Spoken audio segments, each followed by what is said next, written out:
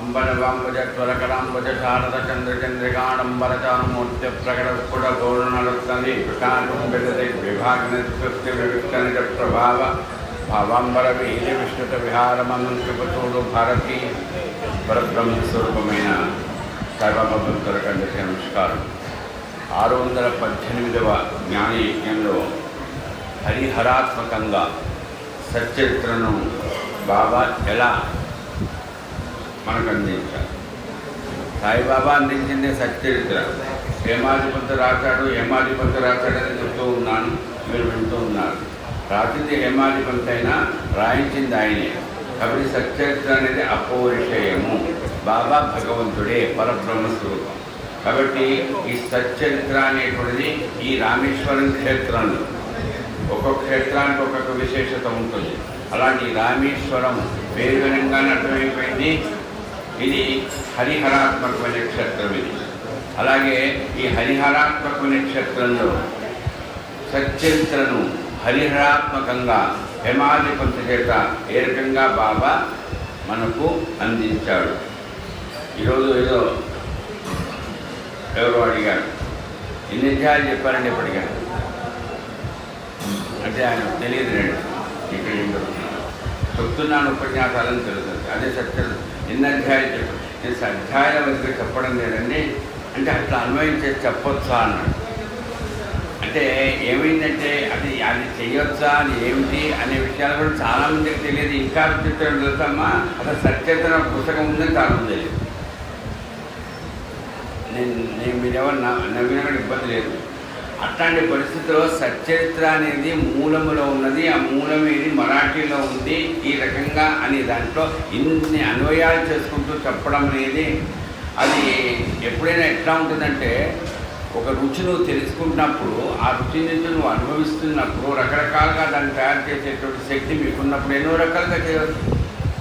Type writing వచ్చాయి నీకు, ఎక్కడెక్కడ కొట్టేస్తాయి, ఏది కొట్టమని కొట్టేస్తాడు. హార్మోనియం వచ్చు మీకు, ఏ రకమైన వాయించేస్తాడు ఆయన. అట్లానే మనం సచ్చరిత్ర అనేటువంటి దాంట్లో ఉండేటువంటి శక్తి అక్కడ ఏముంది కాదు, అక్కడ ఉన్న దాని మీద శ్రద్ధ ఉంటే, దాని మీద ఆలోచన ఉంటే దాంట్లో ఎన్నో రకాలుగా మనం దాంట్లో అన్వయం చేసుకుంటూ చెప్పవచ్చు. అతను దాని గురించి శ్రద్ధ ఎదరికలేక షోకేసులో ఆ పుస్తకం అట్లా పెట్టి మనకు అవసరం వచ్చినప్పుడు, సమస్య వచ్చినప్పుడు దాన్ని చదువుకొని ఆ పని అయిపోగానే దాన్ని పక్క పడేస్తే దానివల్ల ప్రయోజనం ఏముంటుంది? కాబట్టి కష్టం వచ్చినప్పుడు, నష్టం వచ్చినప్పుడు, ఇబ్బందులు వచ్చినప్పుడు వాడుకొని ఆ తర్వాత పని అయిపోయిన దాన్ని పక్కా పెట్టడం అనేది చాలా అవివేకం. సచ్చరిత్ర అనేటువంటిది ఉపనిషత్తులు, భగవద్గీత, ఇంకోటి బ్రహ్మసూత్రాలు. నేను 3 చెప్తున్నా, మిగతా చెప్పడం.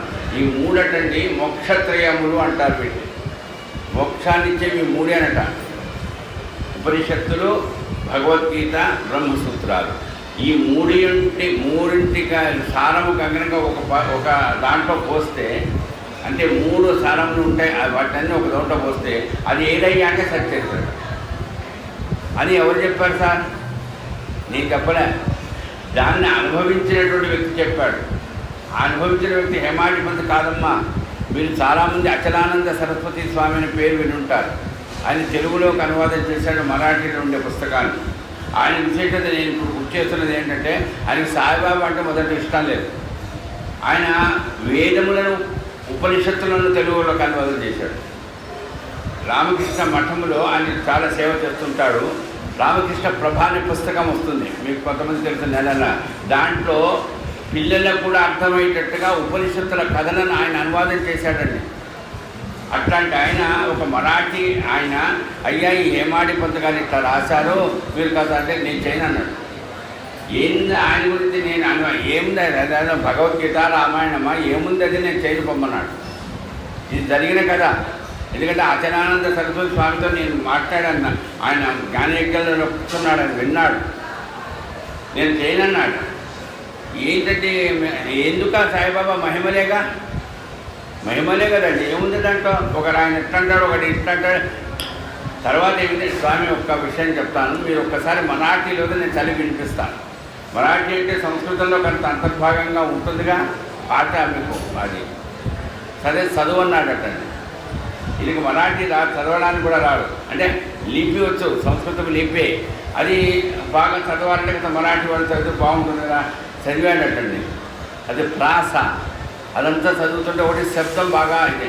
రెండవది అమ్ము రాసిన ఆయన హేమాధిపతి సామాన్యుడు కాదే అన్నాడు. అంటే మనం ఎవరైతే అవగాహన చేసుకోలేక, సరిగ్గా అర్థం చేసుకోలేక, అదేదో మహిమల కోసమో, మన కష్టాలు తీర్చడం కోసమో, మనకి ఇబ్బందులు పోగొట్టడం కోసమో ఒక పుస్తకాలు నాటిది మనం వాడుకుంటున్నామనేది చాలా వివేకం. అది నీకు కనుక మనసులో ఆలోచన కనుక ఉంటే, దాన్ని ఆచరణలో పెడితే కనుక నువ్వు పొందినంత ఆత్మసాక్షాత్కారం ఎవడు పొందలేడు. కానీ దానికి తగినటువంటి శ్రద్ధ ఉండాలి, నీకు దానికి తగినటువంటి నిష్ఠ ఉండాలి.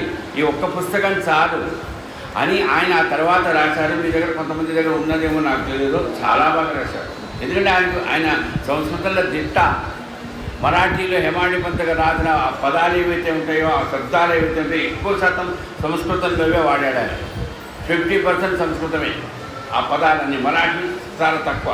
మరి అట్లాంటప్పుడు చాలా ఆనందపడ్డాడు. ఆయన చెప్పాడు మాట, బ్రహ్మసూత్రాలు, భగవద్గీత, ఉపనిషత్తులో ఏం చెప్పబడిందో అది సత్యత్తులోనే చెప్పబడింది. అట్లాంటి సత్యత్రను గురించి 618వ జ్ఞానయజ్ఞంలో రామేశ్వరంలో మననం చేసుకునే అవకాశం కలిగింది. హరి అనగానే క్లుప్తంగా ఒకటే రూపము కలిగిన వాడు, ఆభరణములు అనేక రకమైనటువంటి ఉన్నాయని ఆయన మంచి ఇది. అంటే రూపం ఉంటే అన్నీ ఉంటాయిగా. మరి హరి అన్నాం, హరి అనగానే రూపం ఉంటుంది. వెంకటేశ్వర స్వామి కావచ్చు, రాముడు కావచ్చు, ఏదైనా కావచ్చు. హరుడు రూపం లేదు. బాగా చూడండి, హరి అనగానే రూపం ఉంటుంది, హరుడు రూపం లేదు. ఈ రెండు కనుక కలిశాయనుకోండి, ఇది రూపం ఉన్నది, రూపం లేనిది, అప్పుడే భగవంతుడి స్థితిని మనం అవగాహన చేస్తాం. రూపం ఉన్నది, రూపం ఉన్నది, రూపం ఉన్నది, రూపం ఉన్నది అనుకుంటూ కనుక రాముడు రాముడు రాముడు దశరథ కొడుకుడు అట్లా ఇట్లానే అనుకున్నాం అనుకోండి, రాముడు ఉన్నాడా? ఎందుకు లేడండి? నాకు ఎన్నైనా చెప్పు, ఆయన రూపం లేదా? అట్లా రూపము రూపము రూపం కాదు, రూపం పోతుంది. ఏమవుతుందని? అపురూపం అవుతుంది. తండ్రి కానీ ఏ రూపమైనా ధరించని. ఒక కుండ తయారు చేస్తారు మీరు, ఒక బొమ్మ తయారు చేస్తారు మీరు, ఆ బొమ్మ తర్వాత ఏమైపోతుంది? విరిగిపోతుందో, కవిపోతుందో, ఏదో అయిపోతుంది. అంతే, ఏదైనా అంతే. రూపం ధరించిందంటే పోవలసిందే. మరి ధరించిందన్నప్పుడు, పోల్చినప్పుడు మరి ఏ రూపం ఏది శాశ్వతం అండి? రాముడు శాశ్వతమా? అందుకే చెప్పారు, రూపము లేని తత్వం ఏదైతే ఉందో అది కూడా భగవంతుడిదే. అదేది? అది ఈశ్వర తత్వము. రూపం ఉన్నా ఆయనే, అంటే రాముడైనా ఆయనే, శివుడైనా ఆయనే, ఎవరైనా పరబ్రహ్మ. అంటే భగవంతుడని పూర్తిగా నీకు దాని అర్థం అనుభవంలోకి రావాలంటే రూపం ఉన్నది ఆయనే, రూపము లేనిది ఆయనే. నేను అందుకని ఇప్పుడు గుర్తున్న ఈ హరిహరాత్మకం అని చెప్తూ దీంట్లో ఈ రామేశ్వరంలో రూపం ఉన్నది బాబాకు తెలుసు కదా, మనం చూడలేదు, మన తాత ముత్తాతలు చూశారు. 1918 అక్టోబర్ 15 వరకు ఆయన ఉన్నారు శరీరం. ఆ రూపం ఉన్నప్పుడు ఆయనతో మాట్లాడి ఆయనతో అనుభవాలు పొందిన వ్యక్తి పొందిన అనుభవాలు నేను చెప్తాను. రూపం ఉంది కదా అక్కడ. పొద్దున్నే లేచాడు ఎవరండి? హేమాడిపన్ ఒకరోజు. ఇది సత్యత్రం ఉన్నాక చెప్తున్నాను. భార్యకి చెప్పాడు ఏమనంటే, ఈరోజు మన ఇంటికి ఒక సన్యాసి భోజనానికి వస్తున్నాడు. ఒక సన్యాసి యూనిఫామ్ ఉంటుంది కానీ ఎవరు తెలియదుగా. రూపం అంటే రూపం ఉంది, ఒక సన్యాసి మన ఇంటికి భోజనానికి వస్తున్నాడు అని భర్త హేమాడిపన్ భార్యకి చెప్పాడు. భార్య అన్నదట, ఈరోజు హోళీ పండగ కదండి. హోళీ పండగ రోజట 360 రోజులు ఉన్నాయి కదా. ఇన్ని రోజులు ఎప్పుడైనా ఏ సన్యాసి అయినా ఏ గృహస్థితికైనా భోజనానికి రావచ్చు కదా, కానీ హోళీ పండుగ రోజు రాకూడదట. ఆ నియమం నాకు కూడా తెలియదు, తర్వాత తెలిసింది. మళ్ళీ వాళ్ళ ఆవిడకి ఎక్కడ తెలుస్తుంది అంటే తెలియకుండా ఉంటుందండి. చూడండి, ఆ హేమాడిపంతను అన్న భార్య కాబట్టి అన్నది లేండి, అంత ఇదిగా అధికారిగా. ఏమండి మీకు ఆ మాత్రం తెలియదా? హోళీ పండుగ రోజు సన్యాసి మన ఇంటికి భోజనానికి వస్తానంటారేంటి మీరు అన్నది. కాస్త అయినా ఇబ్బంది పడ్డాడు. ఎందుకు ఇబ్బంది పడ్డాడంటే తెల్లవారుజామున కలలో సన్యాసి కనిపించాడు. మీ ఇంటికి ఈరోజు భోజనానికి వస్తానయ్యా, తెల్లవారుతేంది హోళీ పండగ, ఆ సన్యాసి కనిపించాడు అనుకోలైనా. జాగ్రత్తగా ఉన్న అందరూ పెద్దవాళ్ళే, చాలా అనుభవాలు ఉన్నవాళ్ళే. సన్యాసి కనిపించాడని తెల్లవారిన తర్వాత అనుకోలే. ఆ సన్యాసి ఎవరు? సాయిబాబాయ్. ఆయన మనిషిని చూశాడు. ఎక్కడ? షిరిడీలో మసీదులో ఫకీరుగా ఉన్నాడు. కానీ ఆయన మసీదులో ఫకీరు కాదు, నా మనసుకు ఆయన సన్యాసే, ఆయన సన్యాసే అనుకుంటున్నాడు. అందుకని కళలో ఎలా కనిపించాడన్నాడు? సన్యాసి వస్తున్నాడు అని. సన్యాసి రావడానికి ఆ బాబాయే వస్తున్నాడు.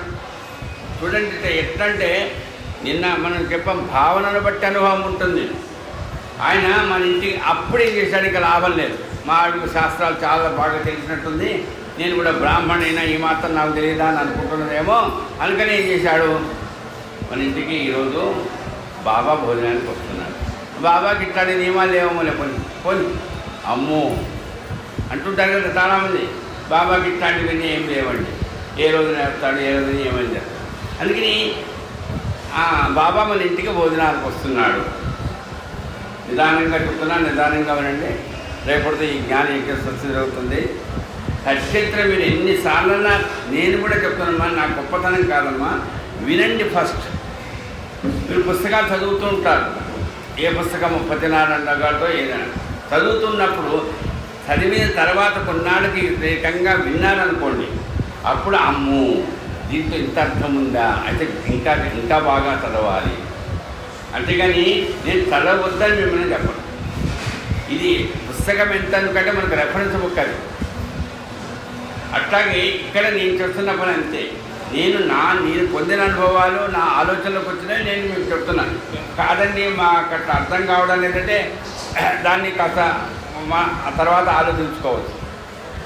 అది మీకు ఉపయోగపడుతుంది కూడా. అందుకని సన్యాసి వస్తున్నాడంటే హోళీ పండుగ రోజు రాకూడదు. మరి ఈయన ఏమనుకున్నాడు? హేమాడి పంతం బాబా సన్యాసే, నాకు తెల్లవారుజామున కనపడేది సన్యాసే, చూడ్డానికి సన్యాసే, రూపం సన్యాసే, కానీ కాదు బాబాయ్. అట్లా అవుతుందా సార్? చాలాసార్లు అవుతుంది, నేను వివరాలు చెప్పను. అందుకని చెప్పి ఈమెం చేసింది, సన్యాసి ఎట్లా వస్తాడండి పండుగ హోళీ పండుగ, ఇంకా లాభం లేదు. ఏమన్నాడు హేమాడి పంతం? మన ఇంటికి బాబా భోజనానికి వస్తున్నారు. మీరు ఊరుకోవచ్చు కదండి, నిజంగా ఎంత అదృష్టం, బాబా మన ఇంటికి పండుగ రోజు వస్తున్నాడు కదా. ఏమన్నాడు తెలుసా అండి? ఎవరు? హేమాడి పంత్ గారి భార్య, ముంబైలో 2వ అంతస్తులో ఉంటాడు సొంత ఇంట్లో. ఏమండి ఈరోజు హోళీ పండుగ కదా, మరి బాబాకు నివేదన ఏం చేయరా ఊళ్ళో? ఆ ఊళ్ళో వాళ్ళందరినీ ఆ నివేదనని వదిలిపెట్టి మన ఇంటికి వస్తాడా?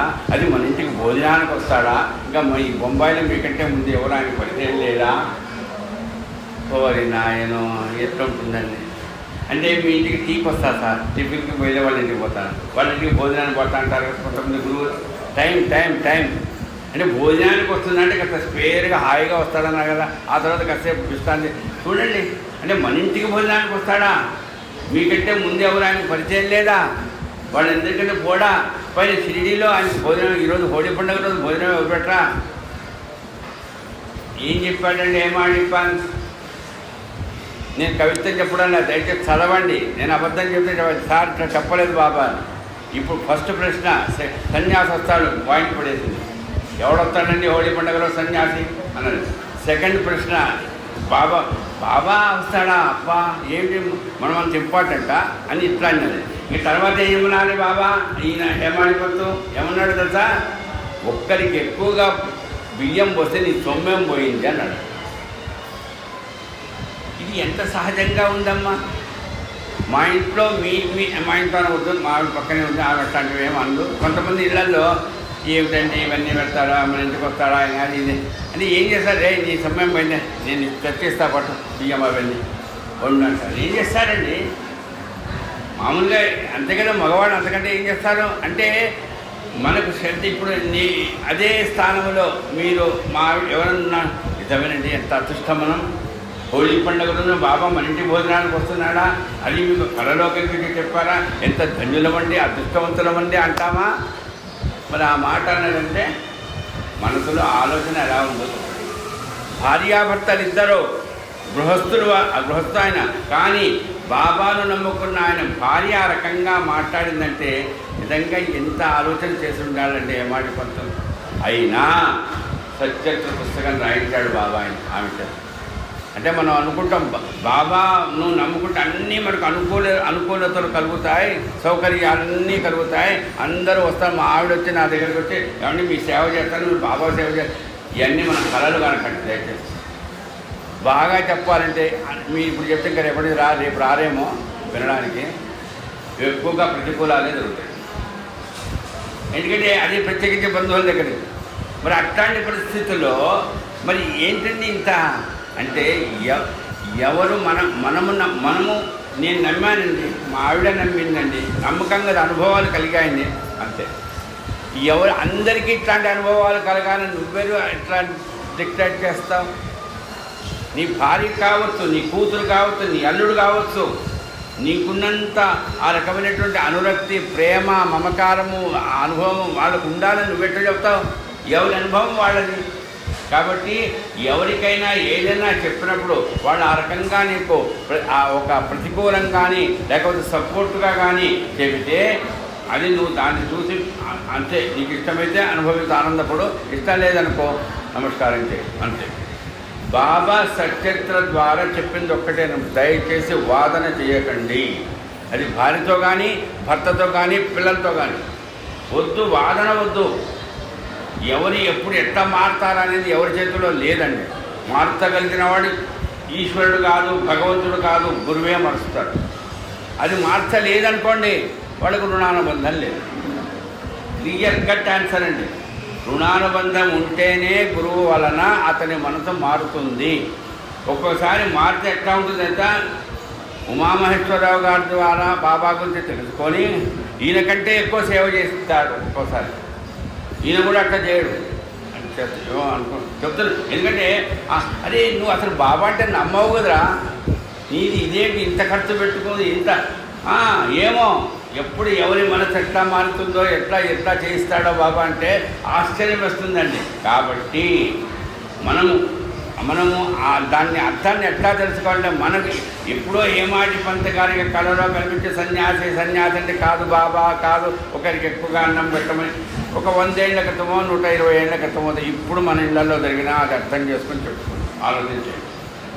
ఇది అంటే ఆ రకంగా ఆమెతో బాబా భక్తుడైన ఈయన ఒక్కరికి ఎక్కువ ఏమైందండి. చివరికి ఈ రామేశ్వరంలో మనం వింటున్నామే కదా, హరిహరాత్మకమన్నానే ఇప్పుడే రూపం ఉంది అక్కడ షిరిడీలో.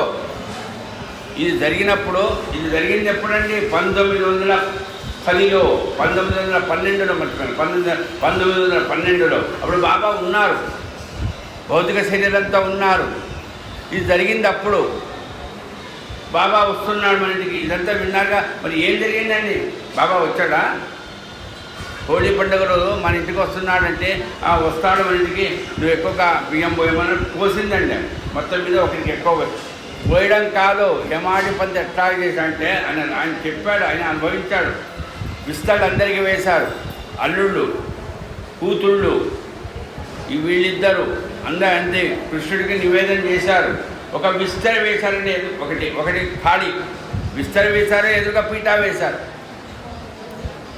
ఎవరన్నా అట్లా వాడెవడో వచ్చిన తర్వాత పెట్టచ్చు కదండి విస్తరి అన్నరా. వీళ్ళన్నా వచ్చి గాలి కొట్టుకొని ఈగలు దోమలు దాని మీదంతా పడతాయి కదండి. వచ్చిన తర్వాత పెడతాంగా అన్నమో పప్పో కూర రాకముందే అంటే వస్తాడేమో, అవి వచ్చిన తర్వాత పెడితే బాగుండదు. అంటే ఎట్లా ఎవరికి ఉంటుందంటే మనకుండి శ్రద్ధను బట్టి ఉంటుందమ్మా. మనకంటే ముందు ఆయనకి రెడీ చేయాలి. అంటే తాపత్రయం అండి. ఇప్పుడు విదురుడింటికి కృష్ణుడు వస్తున్నాడు, వచ్చాడా? అప్పుడెప్పుడు ఇప్పుడు మనం బాబా గురించి చెప్తున్నాం. ఏం చేశాడంటే అడిపడు తొక్క పెట్టాడు. ఆనందంలో సరే అది భక్తి తాత్పరత. కానీ ఇక్కడ చూడండి, విస్తరి వేసి అన్నీ వేసి నైవేద్యం పెట్టడానికి ముందు ఏం చేశాడు? కృష్ణుడికి నైవేద్యం పెట్టాడు, నెయ్యి వేశాడు. అంటే వేస్తే ఇంకా షురు చెప్పండి, ఇంకా నివేదన అయిపోయింది, ఇంకా తినొచ్చు. నివేదకు నెయ్యి వేసి కృష్ణుడిగా చేసిన తర్వాత ఈయన అందరూ కూర్చోబోతున్నారు. తలుపు తట్టారు ఎవరు? నేను ఇప్పుడు ఎట్లా చెప్తున్నాను తెలుసా అండి, నా అనుభవం కాదు ఇది, నా అదృష్టం చెప్తున్నా. ఎందుకంటే సీరియల్ కథలో లేకపోతే సినిమా కథలో చేస్తారు, నిజంగా మన కంటి ముందట్లా జరిగిందా కూర్చున్నారంటే అది కూడా ఏ రోజు మీకు హోళీ పండుగ తెలుసుగా, అదేమి వేరే రోజు విపరీతంగా రంగులు చల్లుకుంటారు, అలిసిపోతారు ఎగిరి ఎగిరి ఎగిరి. అంటే ముసలుడు అంటే ఎక్కడికారు, పిల్లలు ఉన్నారుగా, కూతుళ్ళు ఉన్నారు, కొడుకున్నాడు, వాళ్ళంతా ఎగురుతారుగా. 12 గంటకో 1 గంటకో హాయిగా అన్నీ తయారు చేసుకొని వేస్తూ కూతురు. ఇంకా ఎవడ్రాయిడు కరెక్ట్గా ఇంత అలసిపోయి కూర్చొని స్నానాలు చేసి ఎంత చూడండి, మొత్తం మొహమంతా ఎట్లా అయిపోతుంది కదా హోళీ పండుగ రోజున. అదంతా తుంచుకొని స్నానం చేసి మళ్ళీ 2 సార్లు చేసి ఎంత అవస్థపడతా. అంటే కొన్ని ప్రాంతాలకు లేదు కానీ హైదరాబాద్లో బాగా చేస్తారు, చాలా తక్కువ చేస్తారు. మరి అట్లాంటి పరిస్థితుల్లో అది కూడా బాంబే, ఇప్పుడు మనం వింటున్న కదా బాంబేలో జరుగుతున్నది. అట్లాంటి పరిస్థితుల్లో అంటే ఎంత న్యాచురల్గా సహజంగా ఉంది చూడండి. అది పై అంతస్తులో వీళ్ళు కూర్చొని భోజనానికి సిద్ధమయ్యిపోయారు, నైవేద్యం అయిపోయింది, తలుపు తెచ్చాడు. కూతురు కానీ అల్లుడు కానీ ఎవ్వరూ లేవలేదండి. ఇది జరిగిన కదా, ఎవ్వరూ లేవలేదు. తలుపు తట్టేటప్పటికి ఎవరు లేచారు, 60 ఏళ్ళు దాటిపోయి రిటైర్ అయిపోయినటువంటి హేమాద్రి పంత్ అని పిలువడే అన్నా సార్ డబల్ ఎందుకు లేస్తాడు, మా మనవడు వస్తున్నాడు అమెరికా నుంచి, లేట్ అయిందేమో ఫ్లైట్, లేస్తాడే మనవడి కోసం, కొడుకు కోసం. మరి ఈయన ఎవరి కోసం లేచాడు, వాడు బామ్మడి కోసం లేచాడా, బాబా వచ్చాడేమో. ఇదండి ఉత్సుకత ఉండాలమ్మా దేనికైనా. అది ఏమొస్తాడండి బాబా ఏమోనండి పండగ పూట లేదు. అతను నిన్న లేదు మల్లేశ్వర అవుతుందంటే అవుతుంది సార్, మీరు అంటే మీరు ముందే అంటే అన్నట్టు. అది ఇంకా రావాల్సిందంటే వస్తున్నాడు, బాబాయ్ వస్తున్నాడు అంతే. అంత ఉత్సాహం ఉంది. వయసు మరి ఎట్లుందండి, 60 ఏళ్ళు దాటిపోయినాయి కదండి. అమ్మాయి నువ్వు లేమ్మా ఎవడో చెప్పలేదండి. అది నువ్వు నీ గురువును గుర్తు చేసుకున్నావు, నా గురువు వస్తున్నాడు, నీ ఎంతటా నువ్వు లేవాలి. నేను ముసలుడిని అయిపోయినా నా గురువు వస్తున్నాడు, ఈ దెబ్బకి వస్తాడా, అది ఉండకూడదండి. గురువు మాట విన్నా, గురువు రూపం తలుచుకున్నా ఉత్సాహం ఉండాలి మనిషికి. ఆ ఉత్సాహం ఎట్లొస్తుందండి, శరీరం దేహి వేరు, దేహం వేరు, మనస్సు వేరు, శరీరం వేరు కాదు.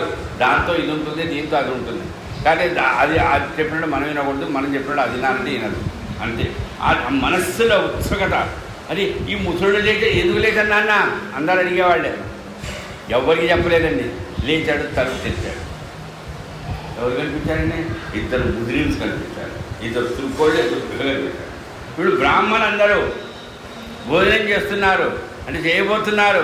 విస్తరణలో ఎదురుగా ఇంకా కూర్చున్న మరి నాయన ఏమిటా తలుపు తెరిచేటప్పటికి ప్రత్యక్షం.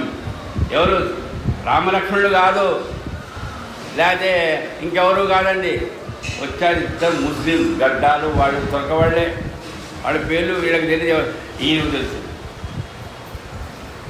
ఏమిటో ఇప్పుడు వచ్చావు అని అనబోతుండగానే, అయ్యా మీరు భోజనానికి కూర్చున్నారేమో హేమాద్రి పంత్ గారు, ఇదిగో ఈ ఫోటో తీసుకోండి అన్నాడు. ఏంటో మహమ్మద్ అలీ ఏంటి ఇప్పుడు వచ్చావు అన్నాడు. ఈయన ఫ్రెండ్ అట, ఆయన ముజఫర్ అలీ అని ఆయన బావమర్ది. వీళ్ళిద్దరు వచ్చారండి. అది ఎన్ని గంటకో, 1 గంట తర్వాత, మంచి టైం మధ్యాహ్నం. ఏం ఫోటోరా ఇది, ఏంటిది, కాగితంలో వార్తాపత్రికలలో మధ్యలో ఉంది, ఇది ఫస్ట్ తీసి చూస్తున్నాడు. చూస్తుంటే ఎవరిది ఫోటో, సాయిబాబా.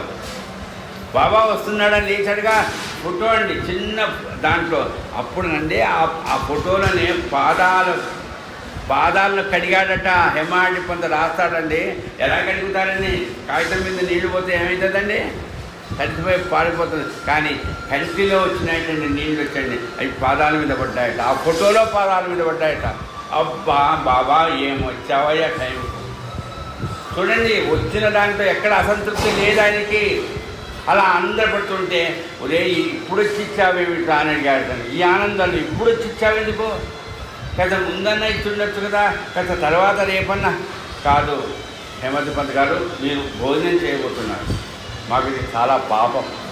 బ్రాహ్మణులు భోజనం చేస్తూ ఉంటే మేము వచ్చి ఈ రకంగా మిమ్మల్ని ఇబ్బంది పడడం తప్పయ్యా, తర్వాత వచ్చి చెప్తా. ఫస్ట్ దీన్ని అయితే తీసేసుకో, దీన్ని పూజ చేయమని కూడా చెప్పలేదండి, ఫస్ట్ అయితే దీన్ని తీసేసుకో. మేము వెళ్ళిపోతాం, క్షమించాలి మమ్మల్ని.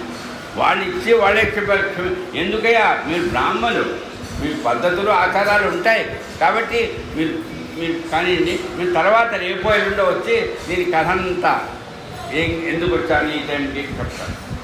అయిపోయిందండి. ఏం చేశాడు తర్వాత చెప్తాను కదా. ఈ కాగితం ఈ ఫోటో కూడా పక్కకి ఎక్కడ పెడదాం అనుకున్నాడా చూడండి అని ఏమనుకున్నాడు. మా ఇంటికి భోజనానికి వస్తున్నాడు, ఈరోజు వచ్చాడు, ఈ రూపంలో వచ్చాడంతే. అయితే రూపం అది, దానికి చైతన్యం ఉందా? కాగితానికి చైతన్యం ఉంటుందా? తీసుకొస్తే వస్తుంది, లేకపోతే కాగితం ఎగిరిపోతుంది. అట్లాంటి ఫోటోకు ఏముందండి? ఫోటో రూపం కాదు, ఫోటోకు కూడా కాగితానికి కూడా చైతన్యం ఉంది. అంటే హరిహరాత్మకం అంటే ఇటు రూపం ఉంది, కానీ కాగితానికి రూపం ఉందే కానీ దానికి చైతన్యం ఏముంది? లేదు. కట్టెకి ఏముంటుందండి? ఆ కట్టెలు బాబా ఫోటోలాగా ఉందండి ఇది.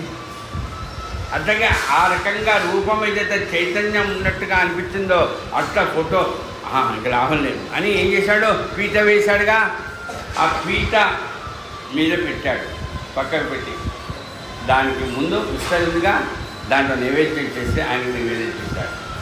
ఇదండి హేమాదీపం. ఇది అంటే ఈ రచించిన ఆయనకు ఎంత ఎంత ఇదే కనుక అంటే మా ఇంట్లో కాదమ్మా, ఎవరిలో ఏమి పిచ్చాడు బ్రాహ్మడు, వాడు ఎవరిదో ముస్లిం ఫోటో వస్తే అది నైవేద్యంగా పెడతాడేమిటి? నేను ఎందుకంటున్నా అంటే హేమాధిపత్యం కానీ గౌరవిస్తున్నా కారణం అంటే చాలామందికి ఉంది ఈ ఆలోచన. ఏం లేదండి ఆయన బ్రాహ్మడు. అవునమ్మా ఆయన బ్రాహ్మడే కాదండి, కానీ ఆ ఫోటో తీసుకొచ్చి ఇచ్చి పూజ చేస్తూ ఉంటే మరి ఆ రోజుల్లో బంధువులందరూ సపోర్ట్ చేశారా? భార్యే ఒప్పుకోలేదు కదమ్మా. అయినా ఆయనకి ఎంత నిష్ఠ చూడండి, ఎంత నిష్ఠ చూడండి. ఆయన అంత నిష్ఠ కలిగిన వాడు కాబట్టే ఎవ్వరు ఏమన్నా సరే నాకు మాత్రం నా గురువు ఎవరో బాబాయే, నాకు నా పరబ్రహ్మ ఎవరు బాబాయే, నాకు మా నాన్న ఎవరు బాబాయే, మా అమ్మ ఎవరు బాబాయే, పరమాత్మ ఎవరు బాబాయే అని పూర్తిగా రుసో మమ ప్రియాంబికా మటవని హెపితాహై రుసో బివిదేవి చెప్పినట్టు ఎవడైనా ఏమైనా కపం తెచ్చుకొని నా బాబా మా విమూఢి హన్మణి హసో అర్థం తెలుసు కదా మీకు. ఎవరైనా నన్ను మూఢుడు పిచ్చోడియుడు అని అనని నాకేం ఇష్టం లేదు. నా బాబా మాత్రం కోపం తెచ్చుకోకూడదు అని మనం హారతిలో పాడతామే. అట్లా ఒక రూపం లేదు, రూపమే ఉంది, చైతన్యం లేదు. హరిహరాత్మకం చూడండి. ఆయన కనిపిస్తున్నటువంటి విష్ణుమూర్తియే, కానీ రూపంలో వచ్చాడా? చైతన్యంతో వచ్చాడా? చైతన్యాన్ని కాగితంతో వచ్చాడు. అయినా ఆయనే అంటే హరుడైనా ఆయనే, హరి అయినా ఆయనే. కనిపించదండి. అనేక ఒక రూపం ఉంటే ఆ రూపంలోనే రావాలి. అదే అన్ని రూపాలు ఆయన అయినప్పుడు ఏ రూపంలోనే రావచ్చుగా. చైతన్యం ఆయనే, చైతన్యం లేనిది కూడా ఆయనే. ఈశావాస్యమిదం సర్వం జగత్య జగతాం జగత్. అంతా ఈశ్వరుడు ఉన్నప్పుడు ఏది ఎక్కడి నుంచి వచ్చింది? అన్నీ దాంట్లో నుంచి వచ్చిందేగా అని ఈ రకంగా ఆలోచన చేయగలిగినట్టుగా హరిహరాత్మకంగా బాబా ఫోటోకు నివేదన చేస్తే తర్వాత ఏం జరిగిందో సంక్షిప్తంగా చెప్తాను. హేమాద్రి పంత్ ఒక్కడే దీన్ని సరిగ్గా నియమంగా నిష్ఠగా పూజ చేస్తాడు అని ఎవరు చెప్పారు తెలుసా? ముజఫర్ అలీ వాళ్ళ గురువుగారు. ముజఫర్ అలీ గురువుగారు శంకరాచార్య స్వామి కాదు కదా, వాళ్ళ మౌల్వీలు ఎవరో వాళ్ళ గురువుగారు. వాళ్ళు ఎవరో ముస్లిం, వాళ్లకు విగ్రహారాధన పనికిరాదు, ఫోటోకు పూజ చేయరు వాళ్ళు. అట్లాంటి ఆ ముజఫర్ అలీ అనేటువంటి ఆయన ఏం చేసేవాడంటే ఆయనకుండే దాన్ని ఏమంటారు ఆలోచనలో ఏదో జాతలో మా గురువుగారి ఫోటో తీసి దాన్ని అందరికీ పంచుదామనుకున్నాడు ఆయన. ఎవరు? ముజఫర్ అలీ. ఇది మహమ్మద్ అలీ వాళ్ళ బావమర్దుడు. ఆయన ఇష్టం అది. ఏం చేశాడు? వాళ్ళ గురువుగారి ఫోటో అందరికి తీసుకొని ఇచ్చాడు. పెద్దది ఏం తిట్టాడటండి పట్టుకొని బుద్ధుండాలి ఆడ ముదిరి చెప్తా పిచ్చిగా తిట్టాడట. ఇచ్చించవత పడేసాడు ఆయన ఫోటోని. వాడికి విగ్రహాలన్నీ ఇష్టం ఉండదని. అట్లాంటి ఆయనకి ఫోటోలన్నీ తీసుకుపోయి సముద్రంలో కనిపించాడు. మీకు కథ అంతా తెలుసు. సాయిబాబా ఫోటో మాత్రం కలవాలి. సరే కలవలేదు. ఎవరింట్లో ఉందని? ముజఫర్ అలీ ఇంట్లోనే ఉంది. ఎందుకంటే బామ్మడి అక్కడికి వచ్చాడు ఒంట్లో బాగాలేక. చివరికి ఏమైంది? ముజఫర్ అరే దీన్ని కూడా తీసుకుపోయి పడేయాలరా, ఎందుకో నాకు ఆలోచన ఉంది, మన గురువుగారిని అడుగు. మన గురువుగారిని ఎవరిని? ఆ మౌలిని. ఆయన ఏం చేయమంటాడు అది చేస్తాడు. ఆయన కూడా అరే తడి కూడా చించిపడాయి ఫోన్ అయితే హంపక సాయిబాబా అయితే మనకెందుకు పిచ్చిపడద్దాం అది అనొచ్చుగా. ఈయన వీళ్ళిద్దరు ఏ రోజున హోళీ పండుగ రోజున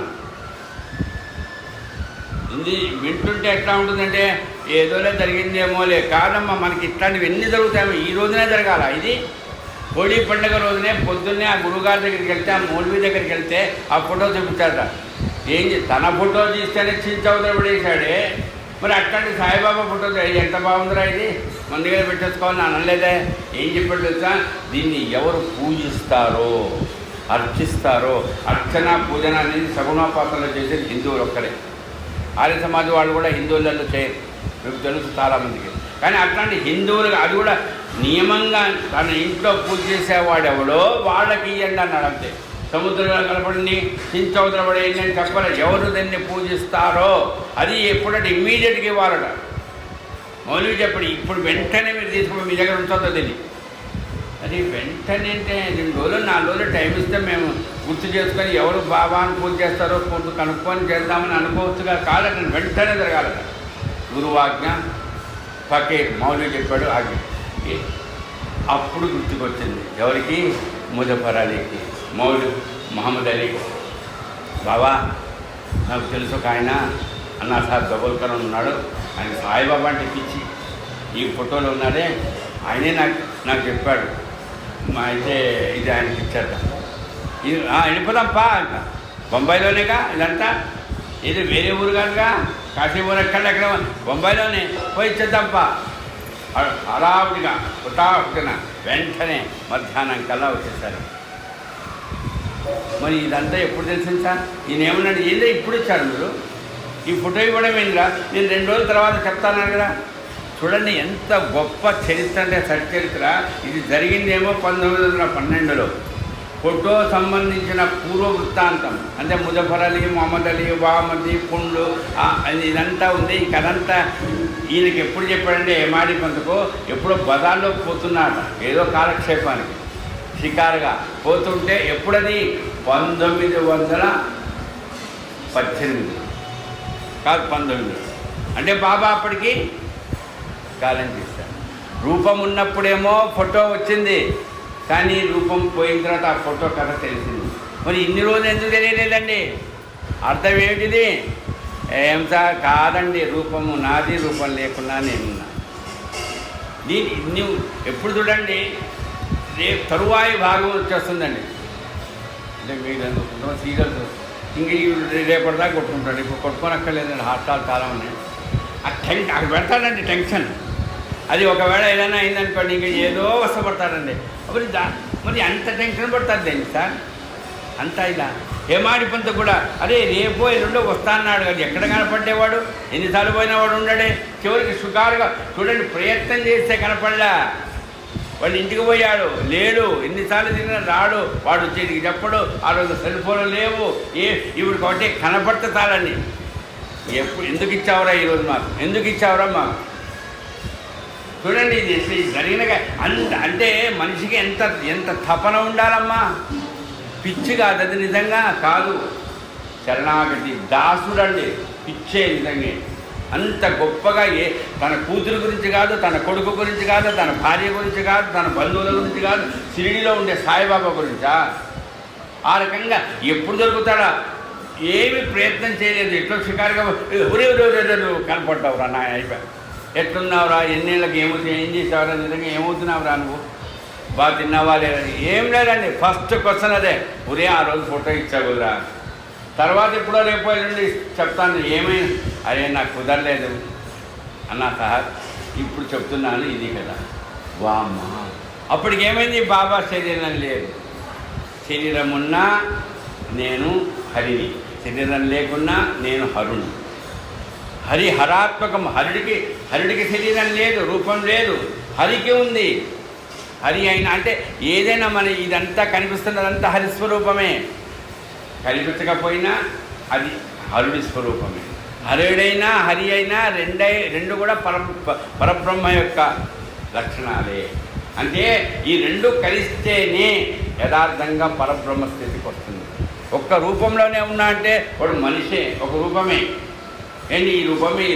ఎందుకంటే అమ్మ పోయిన జన్మలో ఈమె ఆవు, అంతకుముందు జన్మలో ఓ మనిషి, ఇట్లా జన్మలు ఎత్తుతారు. ఇది రూపాలు మారుతాయి, కానీ రూపం లేని స్థితి వస్తుందా? ఆమెకు రూపం లేదమ్మా. ఎట్లవుతుంది? అది సాధ్యం కాదు. ఎవరికి అవుతుంది? అది మహాత్ములకే అవుతుంది. అది ఈశ్వరుడికే అవుతుంది తప్ప ఎవరికి సాధ్యం కాదండి. అందుకనే నిన్న నేను గుర్తు చేస్తున్నా ఏంటి, హరికి రూపము పోతుంది, హరి రూపాన్ని ముగిస్తారు, కానీ ఏమవుతాడు? బ్యాక్ టు ఫెయిలియర్, వైకుంఠానికి వెళ్ళిపోతాడు. కానీ హరుడు మాత్రం కాదండి. ఎందుకు పోడు అని, ఎక్కడి నుంచి పోవాలి, ఎక్కడి నుంచి వచ్చాడో తెలిసే కదా. ఎక్కడి నుంచి వచ్చాడు? అంతటిలో నుంచి వచ్చాడు, అంతటిలోనే ఉంటాడు. ఇక్కడ ఉందమ్మా, ఈ పదార్థం ఇక్కడే ఉంటుంది. ఈ దీపం ఆ దీపం అక్కడే ఆరిపోవాలి, కానీ పక్క నుంచి వచ్చి ఆరిపోతుందా? ఆరిపోదు కదమ్మా. ప్రాక్టికల్గా చెప్తున్నా. అది అక్కడే వెలుగుతున్నది, అక్కడే ఆరిపోతుంది అది. అలాగే ఆ ఈశ్వరి తత్వం ఎట్టాడేదంటే హరిగా కనిపిస్తున్నది మీకు. అమ్మ దీపం జోగి పరంబ్రహ్మం నా మంచి మంత్రం చెప్తావు, దాన్ని ఆరాధిస్తావు, ఆ దీపం ఆరిపోయేది అక్కడే. కొండెక్కింది అంటామే కానీ ఆరిపోయిందని అంటున్నామా? ఇదండి మన ఫిలాసఫీ. ఎంత గొప్ప భావనమ్మా. అది కొండెక్కింది అంటారు. అంటే కొండెక్కడం అంటే అంతటితో కలిసిపోయింది అని అర్థం. అంటే అక్కడే కలిసిపోతుంది. అది ఏమిటి? అక్కడే వెలిగింది, అక్కడే పోతుంది. అది ఈశ్వర తత్వం. కానీ అక్కడే కూర్చున్నా ఎంత బాగుందండి, దీపం చుట్టూ ఎంత బాగా పూలు పెట్టారండి, ఇదంతా అలంకారం. ఇది విష్ణు స్వరూపం. ఆ దీపమే కొండెక్కింది అనుకో, అది ఈశ్వర స్వరూపం. అంటే అంతటా ఉండేటువంటి ఈ హరి హర ఈ రెండూ కూడా సచ్చరిత్ర ద్వారా, బాబా హేమాధిపంత ద్వారా మనకి ఇచ్చిన దాన్ని బట్టి ఆయన హరుడు ఆయనే, హరి ఆయనే. మనకు డౌట్ అక్కర్లా. ఇక్కడ ఇంకో కొత్త విషయం ఏదన్నా మీకు సందేహం వస్తుందో, కొంతమంది విమర్శలు చేస్తున్నారండి. అమ్మ దయచేసి వద్దు, ఆలోచన తీసుకురండి. కానీ వాళ్ళకి అది తెలియదు, ఇది తెలియదండి. ఎందుకంటే ఆ తత్వము తెలియదు, ఈ తత్వము తెలియదు. మధ్యలో మిడిమిడి జ్ఞానంతో ఎవరినో రెచ్చగొట్టడానికి చెప్పిన మాట. కానీ నిజంగా ఆలోచన చేస్తారు. రూపము లేనటువంటి స్థితిని ఆరాధించే వాళ్ళు హిందువులలో కూడా ఆర్య సమాజం వాళ్ళు ఉన్నారే. ఎంతమంది లేరమ్మా? ప్రార్థనా సమాజం వాళ్ళు ఉన్నారు. కానీ ఇక్కడ ఏమిటి? విగ్రహారాధన ఉండకూడదు, నేను మహమ్మదుడినే అనేటట్లయితే మరి బాబా ఎదురుగా ఎందుకంటే దీపాలు వెలిగించారు? బాబాయే వెలిగించాడవి. రామనవమి ఎందుకు చేయించాడు ఆయన? ఇవన్నీ ఏమిటి అంటే ఆయన విగ్రహారాధనకి వ్యతిరేక కాదు. కానీ విగ్రహారాధనకు వ్యతిరేకులు ఎవరైనా ఉన్నారనుకో, నైవేద్యాలు వ్యవహారాలు మేము పెట్టడానికి పెద్ద ఇష్టం లేదు అని అన్నారు అనుకో, వాళ్ళ మనసులు అట్లా ఉందనుకో, తెలుసు కదా మీకు. వేది ఆత్మారాం భార్య వాళ్ళ అబ్బాయి ఎంత కాదు ఇన్ని కదండి, మళ్ళా ఇప్పుడు 6 గంటలు అవుతుంది చూడండి. అంటే ఆత్మారాం కొడుకు షిరిడీకి రావాలి, నేను పోనన్నాడు. తెలుసు కదా మీకు కథ. ఎందుకు? బాబా ఫోటోకు నేను రోజు నైవేద్యం చేస్తాను. చూడండి, ఫోటోకు నైవేద్యం అండి. అంటే ఫోటోకు నైవేద్యం చేయడం నేను తరకాయిందా లేదా? షిరిడీకి పోరా బాబా అంటుంటే ఫోటోకు నైవేద్యం చేస్తాను. వెంకటేశ్వర స్వామి ఫోటో ఉందండి మా ఇంట్లో. మా నాన్న నేను చెప్తాను, నేను మీ వెంకటేశ్వర స్వామి ఫోటో చేస్తున్నాను, నైవేద్యము పూజ, నేను తిరుమలకు పోను. బుద్ధి ఉందంటారా, బుద్ధి లేదంటారా? ఆలోచించండి.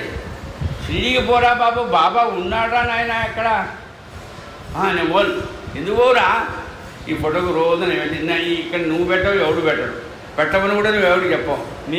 నీ గోల నీది, నా ఇష్టం. అప్పుడు ఎందుకు పోతున్నాట? ఆ కొడుకు కూడా నాయనమ్మని తీసుకుపోవడానికి పోతున్నాడు. అదేమో ఇక్కడమ్మా దయచేసి మీరందరూ జాగ్రత్తగా వినండి. అసహజమైంది ఏదీ లేదు సత్యతలో. వీరు ఇక్కడ కోర్టులో పనిచేస్తారు, లాజికల్గా న్యాయబద్ధంగా ఆలోచిస్తే అది ప్రూఫ్ అనమాట. అంతే, అట్లాంటి జరిగి తీరాల్సింది అంతే.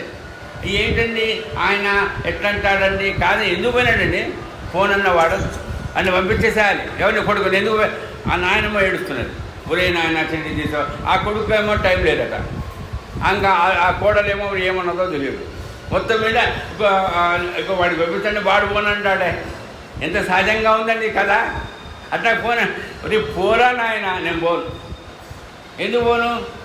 ఈ ఏమైనా పిచ్చా నీకు? షిరిడీకి పోతే ఆయనే ఉన్నాడు కదా నాయన, ఈ ఫోటోలో ఉన్న అంటే అట్లాంటి వ్యక్తి. సరే మీకు కాదు, ఇప్పుడు హేమాధిపతి గారి కథ చెప్పి అది ఫోటోయే, ఇది ఫోటోయే. కానీ ఏమైంది? ఒరే నాయన నేమ్ పెడతారా బాబు? నాయన కొడుకునట పసుపుని ఆడుకున్నాడటండి.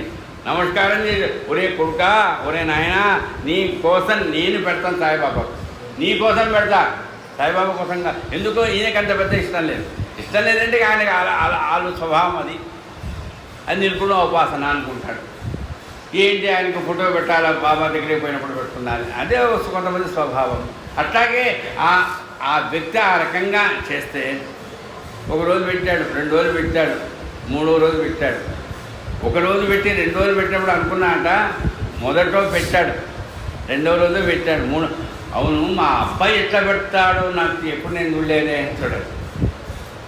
ఎప్పుడైనా మా ఆయన చేస్తాడు పూజ, మా ఆవిడ చేస్తుంది. ఈరోజు ఏదో పని మీద ఎక్కడో పోయింది, నన్ను లేవున్నది, నాకు ఇష్టం లేదు, సరే చేస్తాను, 1 రోజు చేస్తా, ఏదో అది ఏది చేసింది మా అమ్మని. అసలు మా అమ్మ ఇట్లా చేసేదా, నువ్వు ఎప్పుడైనా చూస్తే కదూ, ఎప్పుడైనా చూస్తే తెలుస్తుంది, ఎప్పుడు చూడలేదుగా. ఇంకా 3 తర్వాత రోజు మా అమ్మ చేసినట్టు చేస్తే బాగుంది, మళ్ళీ ఇంకా పెరుగుతుందండి. అంటే మనము దాంట్లో రంగంలోకి దిగితే అప్పుడు మెల్లమెల్లగా మన శ్రద్ధలు ఆలోచనలు మార్పులు వస్తాయి. అందుకని ఎత్తనరా బాబు, మా అబ్బాయి చేసినట్టు చేయాలి. ఆయన చేతితో ముద్ద పెట్టేవాడా, లేక నైవేద్యంలో అదే మంత్రం చెప్పేవాడా, ఇంక తెలియదండి తండ్రి. తర్వాత ఏమైంది, ఆ వ్యక్తి ఎక్కడికి వెళ్ళాడు, ఆ కొడుకు స్టేజ్కి వెళ్ళాడు కదా. ఈయనేం చేసాడు, 3 రోజుల తర్వాత పరిస్థితి ఏంటంటే, మామూలుగా ఈయనకుండే అలవాట్లలో కాసంత ఈ కొత్తగా చేసుకున్న అలవాటు కదా. 1 రోజు ఆఫీసుకు పోయినాడు, భోజనం చేసేసి అదే టిఫిన్ ఏదో తిని మళ్ళీ ఆ భోజనానికి వచ్చాడు. ఆ ఫోటో దగ్గర ఉండే అది నివేదన ఉంది కదా, బాబా ఫోటో దగ్గర తెచ్చిపెట్టండి అన్నమాట వంటవాడు. స్వామి అక్కడ ఏం లేదు సార్, ఏం లేదా చూడాడు పైన. తను పెట్టకపోగా వాడు అంటున్నాడు, ఏం లేదా, లేదు. అది నేను పెట్టలేదు. అమ్మా చూడండి ఎట్లయిపోయిందో, ఏం పెట్టలేదా, అదే తప్పు. ఏమన్నాడు తెలుసా, ఏమాధిపంతకాలు వాళ్ళ ఇంటికి వెళ్ళి ఆయన చెప్పిన అనుభవాన్ని ఈయన రాసుకున్నాడమ్మా. అందుకని ఏమాధిపంత అంట నిజంగా అదృష్టవంతులమ్మమ్మ మనం. ఆయన అనుభవించింది ఆయన రాశాడంతే. అట్లా ఆ ఏమాధిపంతకాలు నాకు బాబా ఈ రకంగా నేను నైవేద్యం పెట్టకపోతే నేను ఇంత తిట్టుకున్నాను, నేను తిట్టుకున్న వాడిని. తర్వాత బాబాను కూడా ఎందుకయ్యా నా చేతి ఎట్లాంటి పొరపాటు చేయించావు, తనకు తాను తిట్టుకుంటే అర్థం ఉందండి. నేను బాబా చేయించాడటండి. ఏంటి బాబా నా చేతి నైవేద్యం పెట్టలేదు ఈరోజు. ఈ కొంతమంది అంటే, ఏం బాబా ఇక్కడ చేస్తున్నావు, నువ్వు చేసేది కాకపోతే ఆయన అంటావా. దానికి జవాబు వచ్చిందండి అయ్యగారికి. ఎవరికి, ఏందయ్యా నా చేతి ఇట్లా చేయించావు. అక్కడి నుంచి ఏమైంది, అక్కడ సిటీలో అదే టైంకు ఏ రోజైతే నివేద్యం పెట్టలేదో వాళ్ళ నాయనమ్మ పక్కనే ఉందట. బాబాయ్ ఏదో మామూలు మాట్లాడుతూ యాదాలాపంగా అంటారా, ఈరోజమ్మా మీ ఇంటికి వెళ్ళా, బాగా ఆకలిగా ఉంది, తలుపు తెచ్చా, ఏదో మమకారంతో ఇంట్లోకి వెళ్ళా, ఏదో తిందామని. నా కోసం ఏమీ లేదమ్మా, ఎవరి కోసమో చేసినా ఉంటే నేను అవి ఎట్లా తింటా, నా కోసం ఏమీ లేదమ్మా, నేను ఎదుర్కొచ్చాను ఆకలితో అన్నాడు. ఈమె విన్నదని ఈమెకి అర్థం కాయిందో లేదో తెలియదు. మా కొడుకు పక్కన, మనవడు పక్కన విన్నాడు. అమ్మ మా నాయన నైవేద్యం పెట్టలేదేమో, టక్కన చూడాలి గుర్తుకొచ్చింది. మా ఇంటికి వెళ్ళావా బాబా, ఇట్లా అయిందా బాబా. ఇదండి సచ్చరిత్ర కదా. గురువులు మహాత్ముల యొక్క లీలలు ఇట్లా ఉంటాయి. ఆ రకంగా నువ్వు అవును ఏమైంది బాబా, ఏదో పొరపాటు అయింది, నేను వెళ్తాను బాబా మా ఊరికి, క్షమించు. వద్దు, నువ్వు 2 రోజులు ఉండి ఇక్కడ చూడండి, నువ్వు వెళ్ళొద్దు. ఏమయ్యా తప్పు చేశాడు, నువ్వు కూర్చో, నువ్వు ఇక్కడే ఉండు, 2 రోజులు ఉండు. మీ నాయనమ్మ అక్కడికి జాబు రాశాట. నాన్న ఈరోజు బాబాయ్ ఇట్లా అన్నాడు. నాయనమ్మ, అవును నాయన నాది పొరపాటు. నువ్వు కాదు, ఆ జాబు వచ్చిన తర్వాత జవాబు కాదు. ఈయన జాబు రాశాడు, ఆయన జాబు రాశాడు, ఈయన జాబు రాశాడు, ఆయన జాబు రాశాడు. 2 ఉదాహరణకి ఎప్పుడు ఎక్కడ పడితే వచ్చి ఏమని వచ్చింది, ఈయన రాశాడేమని, నేను ఈరోజు పొరపాటు చేశాను నాన్న, బాబాను కాడు పట్టుకొని క్షమాపణ కోరుకో, ఈ పొరపాటు జరిగింది, ఇట్లా నైవేద్యం పెట్టలేదయ్యా అని నా తరఫున నువ్వు బాబాను వేడుకొని ఆయన అని ఈయన జాబు రాశాడు. అక్కడి నుంచి వచ్చింది కొడుకు జాబు రాశాడు షిరిడీకి నుంచి బాంబేకి. నాన్న నువ్వు ఏదైనా పొరపాటు చేశావా, నాన్న ఇట్లా అన్నాడు, ఎవరు బాబా ఇట్లా అన్నాడు నాయనమ్మతో, మన ఇంటికి వచ్చాడట, ఆకలితోనే వెళ్ళిపోయి. అబ్బా ఏమండి ఇక్కడ ఈ బొంబాయిలో విడిపెట్టి అన్నంతోనే ఆయనకు ఆకలి తీరుతుందమ్మా. ఏం నిజంగా వింటుంటే మనకి ఎట్లా ఉంటుందంటే అంత అంత ఆ చిన్ని ఏదో బెల్లమో లేకపోతే చక్కెరో లేకపోతే ఏదో ఉంటే అది తింటేనే ఆకలి తీరు. దానికోసం బొంబాయి పోవాలి ఆయన. ఏంటి షిరిడిలో ఎవరన్నా ఏదో కాస్త అటుకులన్నీ పెట్టరా అమ్మా? ఏంటంటే ఇది ఈశ్వరతత్వం. ఒక మనిషో ఒక రూపమో అయితే ఆ రూపానికి నువ్వు ఆ ఫోటో పెడితే నాకు ఆకలి కలిగి కొంతమంది అంటుంటారు మాడి పెడితే నేను తిన్నట్టేలేండి. మాడి పడు తర్వాత 2 రోజుల తర్వాత ఏడుస్తారు. మీ ఆవిడ పెడితే నీకు తిన్నట్టు అవుతుంది సార్. చూడండి ప్రేమ ఏదో చెప్తారండి అంటే ఆ ఫోటో పెడితే నాకు అని ఇదన్నీ ఎవరికిది మనుషులకి ఒక రూపానికి అంతే. కానీ రూపము లేని చైతన్యానికి మాత్రం ఎక్కడ పెట్టినా అక్కడికే చేరుతుంది. ఆకాశాత్మతంతోయం యథాగచ్చతే సాగరం. పైనుంచి నీళ్లు పడతాయి కానీ నేల మీద పడతాయి. ఎక్కడికి పోతాయి? యథాగచ్చతే సాగరం, సముద్రానికి పోతుందే కానీ నదుల రూపంలో. అట్లాగే నువ్వు ఎక్కడ ఉన్నా ఏ రూపంతో ఉన్నా ఆ రూపం లేకున్నా అది నువ్వు చేసే ఆరాధన చేరేది చివరికి కేశవుడికే, భగవంతుడికే. అక్కడ కూడా వేదంలో ఎంత చక్కగా కేశవుడు అన్నాడు, ఈశ్వరుడు అల్లా. కారణం ఏంటంటే నీవు భావనలో ఉన్న రూపానికే పోతుంది. నువ్వు భావనలో లేదనుకోప్పుడు కేశవుడు ఎట్లవుతాడు? ఈశ్వరుడు అవుతాడు. కాబట్టి భావనతోనే ఆలోచిస్తావు, తర్వాత నిర్గుణ ఉపాసనకు పోతావు. అందుకని సగుణము నిర్గుణము అయినే. సగుణము నిర్గుణము విన్నారు కదా శబ్దం. దాంట్లో గుణం ఉంది, దీంట్లో గుణం ఉంది కదా. సద్గుణములో చేస్తున్నా పూజ నేనే అనుకోండి. ఆఫీస్కి టైం అయింది, మా ఆవిడని చేస్తుంది, టైం అయిపోయింది, ఈరోజు నామాలు నువ్వే చెప్పుకోపోని అయిపోతుంది. ఇది సగుణోపాసన. అంటే ఇక్కడ ఏముంది? తమో గుణం. ఇది ఏదో సాత్విక గుణం లేదండి. ఏదో టైంకి అయిపోవాలి, మళ్ళీ ఆఫీసులో మెమో వస్తుంది అంటే ఇంతే. అది అలంకారం చేద్దాం, మనం చేద్దాం, భార్యతో ఎందుకు? కొంతమంది చేస్తారండి, అదెందుకు చేయాలా, ఇదెందుకు చేయాలా, నువ్వేం చేస్తున్నావు ఇంట్లో? ఎందుకండి ఎప్పుడు చేసి? ఎవరి కోసం అండి చేసేది? నీ కోసం, నువ్వు నీ తృప్తి కోసం. కానీ అట్లా ఆలోచించకూడదు. పీఠాధిపతులు ఎవరో కూర్చుంటారు నాలాంటి. అది చాలా పొరపాటు. అందుకని సాత్వికమైన మనస్సుతో, సాత్వికం అంటే బాగా చెప్పాలంటే అది ఎట్లా ఉంటుంది సార్? ఏదన్నా పువ్వులాగా ఉంటుంది. సాత్వికం అంటే నీలో ఉండే గుణమే. సాత్వికం అంటే ఒకటే, నీకు ప్రేమ. ప్రేమ అంటే ఆప్యాయత, ఒక మమకారం. నేను ఈ పని చేయకపోతే నాకు నిజంగా ఏదో లోటు. ఏం చేయకపోతే ఆయనకి ఈరోజు భోజనం పెట్టకపోతే, ఆయనకి ఈరోజు నైవేద్యం చేయకపోతే, ఆయనకి ఈరోజు దీపారాధన చేయకపోతే, ఇదండి, ఇది అక్షర. ఎందుకంటే ఇక్కడ గుర్తుకొచ్చేది ఎవరు? మనకు మార్గదర్శకులు అంటారే, ఆ మార్గదర్శకులుగా మనం ఎవరిని గుర్తు కావాలి? అట్లాంటి మహాత్ముల్ని సేవ చేసుకున్న వాళ్ళనే గుర్తు చేసుకోవాలి. త్యాగరాజ స్వామి 2 రోజుల పాటు అన్నం తినలేదట, స్నానం చేయలేదట. ఆయనకి ఏమైనా రోగం వచ్చిందా? కాదండి. వాళ్ళ అన్నగారు ఏం చేశారో తెలుసుగా? మా ఆవిడ అవుతుంది మీకు చరిత్ర. అది నదిలో ఆ సీతారాములు లక్ష్మణస్వామిని విగ్రహాన్ని ముంచేశాడు. అది వాళ్ళ విగ్రహాన్ని మూసేస్తే నీకేమైందయ్యా? మా రాముడికి స్నానం చేయించలేదండి ఏదో, మా లక్ష్మణకి వచ్చేది, మా సీతమ్మ. ఓ మీ అన్నున్నాడు ఇక్కడ అని. అదేనండి, నాని భార్య పిల్లలు వాళ్ళ గురించి ఆలోచిస్తున్నావు. కానీ నా దేవుడు, నా గురువు, అయ్యో ఆయనకు స్నానం చేయించలేదు కాదు.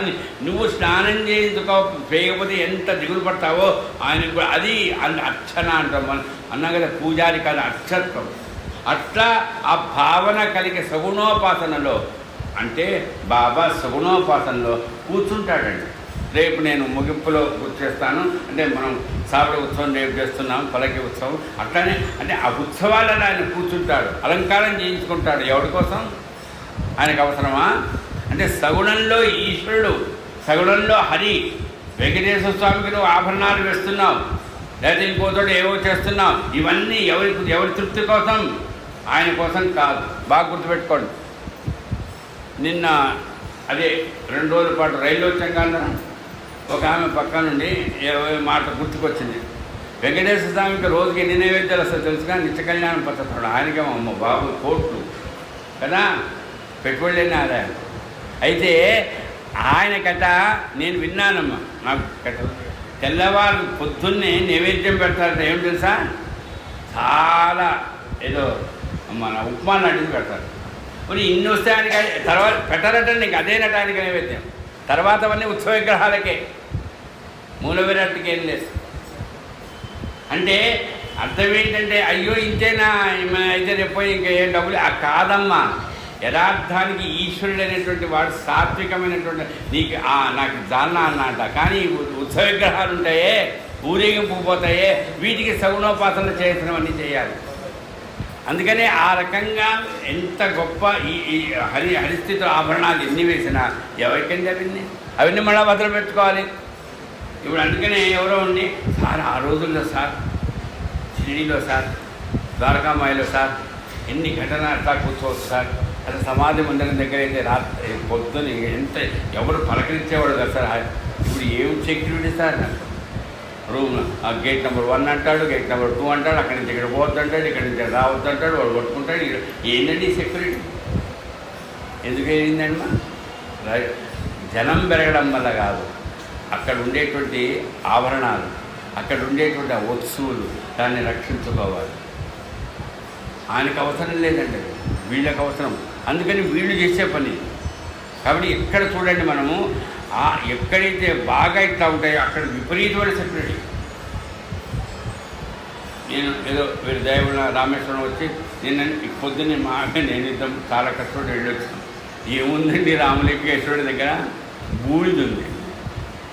చూడండి బూడిద ఏమైనా ఇచ్చారు స్పెషల్గా మీకు ఏమన్నా లడ్డలు గిట్ల అక్కడే. అది తిరుపతిలో అయితే ఇస్తారమ్మా, ఏవో ఇస్తారు. అంటే ఈశ్వరతత్వం అది. ఏముందిరా నా దగ్గర, అమ్మ నీ దగ్గరికి వస్తే నీ దగ్గర ఏమి లేదు కానీ మాకు అన్నీ నువ్వు ఇచ్చేస్తావు. అందుకనే నీ దగ్గర ఏం లేదు. నీ దగ్గర ఇప్పుడు నా దగ్గర నేను అది ఇస్తే ఆమెకు ఇంకా నా బతికేమవుతుందో అని భయపడతాను. ఈశ్వరుడు అట్లా కాదటండి. నాకెందుకురా, మీరు బాగుండాలిరా, మీరు హోదాలు సంపాదించుకోవాలి, మీరు బాగా మీ పిల్లల్ని పెంచుకోవాలి. నాకెందుకురా నాయన, నా భార్య నాకు కాదు, ఆమెతో నేను ఆడుకుంటుంటా పాడుకుంటా ఇంతే మా ఆనందం కాదు. ఎంతమ్మా నిజంగా ఈ ఈశ్వరతత్వం, ఈ హరుడి తత్వం. మరి హరి సంగతి తెలుసు కాబట్టి ఏది చేసినా కూడా గురువు దగ్గరికి వచ్చేటప్పుడు ఈ హరుడు. అందుకని గురువుని ఏమంటున్నాం మనం? బ్రహ్మ విష్ణు మహేశ్వరుడు. ఈ బ్రహ్మ అనేటువంటి సృష్టి ఉందే, దాని గురించి ఆలోచన చేయవలసిన అవసరం లే. అసలు ఆలోచించి చేసే ప్రయోజనం లేదు. అనే బ్రహ్మే అది చాలా ఇబ్బందికరం. ఏ విషయంలో నా సృష్టి గురించి ఆలోచన, మొదలు గురించి ఆలోచించకండి. నువ్వు అనుభవిస్తున్న చూడండి, ఇది వెళ్ళిపోయేటప్పుడు నీ ఆలోచన అంతే. ఈ రెండే అంటే స్థితి లయ, ఈ రెండే అంటే హరుడే. ఈ హరుడి స్థితిలోనే పుట్టుట నిజమో గిట్టుట, దాని పరిశోధన ఎందుకమ్మా అంటే నువ్వు పుట్టుక గురించి వద్దు, నిజమది. ఆ తర్వాత హరి అంటే స్థితి, ఆ స్థితి గురించి ఆలోచిస్తున్నాం. గత ఎవరినండి ఇన్నాళ్ళు ఎట్టబోతి ఎంతండి మీ వయసు? ఎవరు అడిగారు? ఇప్పుడు మేము అక్కడ కరివేలు అంటే 71 వచ్చిందండి. ఎవరిని విన్నానండి మీ అబ్బాయి పోయినాడట. ఎంత వయసు అండి అప్పటికి? 41. అయ్యా 41లోనే మీ అబ్బాయి అయిపోయింది. నాకు 71, వాడికి 41. కానీ ఆలోచించు కూర్చోడం కాదు అయ్యా, వాడు ఆయుష్ కాదు, వాడు అనుభవం అంతే, నా అనుభవం అంతే. కానీ దిగులు పడుతూ కాదు, నడిపించాలి. ఎవరు నడిపిస్తారు? అది అప్పుడు నడిపించింది బాబాయే, ఇప్పుడు నడిపించేది బాబాయే. మధ్యలో వస్తుంటాయి పోతుంటాయి అంటారే, అది ఆయుష్ కావచ్చు, అనుభవాలు కావచ్చు, ఐశ్వర్యం కావచ్చు, ఏదైనా కానీ ఎక్కడా కూడా ఏ స్థితిలో కూడా హరి ఆయనే, హరుడు ఆయనే. స్థితిని ఇచ్చేవాడు ఆయనే, అది తీసుకునేవాడు ఆయనే.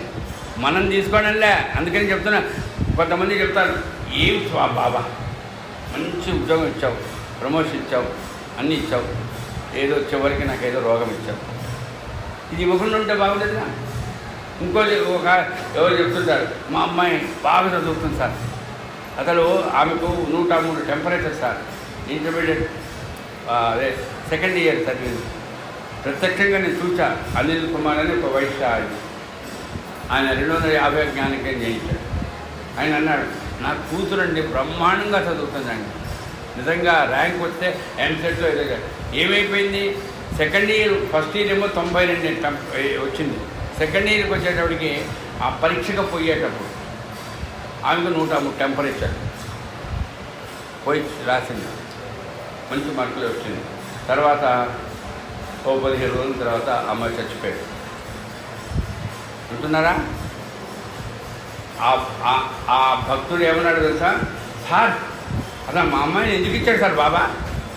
ఎందుకు సార్ ఇంత చదువు తెచ్చాం మేము? ఆయన రేవాలి, ఆయన చూడండి ఎంత బాగా చదివిందో, అంత మంచి ర్యాంక్ వచ్చింది, పర్సంటేజ్ వచ్చింది, చంపేశాడు సార్. అబ్బా, బాబాయే మార్కులు ఇప్పించాడు, పరీక్షలు జ్వరమున్నా బాబా పరీక్ష రాశాడు, ఇన్ని మాట్లాడేవే. మరి ఆయన రాసి ఆయన ఇచ్చాడు కదా నీ కూతురు, నువ్వు అన్నావేమో ఆయన తీసుకోవడానికి అధికారం లేదా? ఆయన నాకు ఇచ్చాడండి 10,000, నేను ఎప్పుడు అడిగితే అప్పుడు నాకు ఇవ్వాలని ఆయన అంటే నేను ఇవ్వాలక్కర్లేదా? ఏం లాజిక్ అండి నాకు అర్థం కాదు. మనం అడిగే దాంట్లో కూడా ఇచ్చింది ఆయన అన్నావు, తీసుకోను ఆయన. అందుకని అన్నీ వింటామండి. అంటే తిన్నాను కానీ ఇంకా ఆకలి అవుతుందమ్మ, పరగడిపే, ప్రతిసారి పరగడిపే అన్నీ ఇంతసేపు అదే ఆయన ఇస్తున్నాడు అంటున్నావు, తీసుకునే అధికారి కూడా ఆయన. అంటే ఇచ్చేవాడెవడు? హరి. తీసుకునేవాడెవడు? హరుడు. హరుడు లయ చేస్తాడు, లయం చేసేస్తాడు. నాకు ఇచ్చాడండి కానీ నా కొడుకుని తీసేసుకున్నాడు. ఆయన ఇచ్చినప్పుడు ఆయనే తీసుకుంటాడుగా, నీకేంది, నువ్వెవడివి?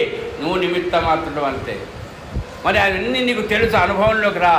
అది నాకు బాబాయ్ అనుభవం అంటే నేను ఒకటే, ప్రతిసారి నువ్వే ఇస్తున్నావయ్యా, నువ్వే ఇస్తున్నావు, చెప్తావు స్తోత్రం చే. మరి ఆచరణ ఒకటే, ఏమో బాబా ఎందుకు ఇచ్చావా బాబా, ఏం దేవుడో నాయన ఎందుకు ఇచ్చావు, ఏముందో తీసుకునే దానికి, నాకు ఎందుకు ఇచ్చా, తీసుకునే దానికి ఏమో ఆటలాడుతున్నావా?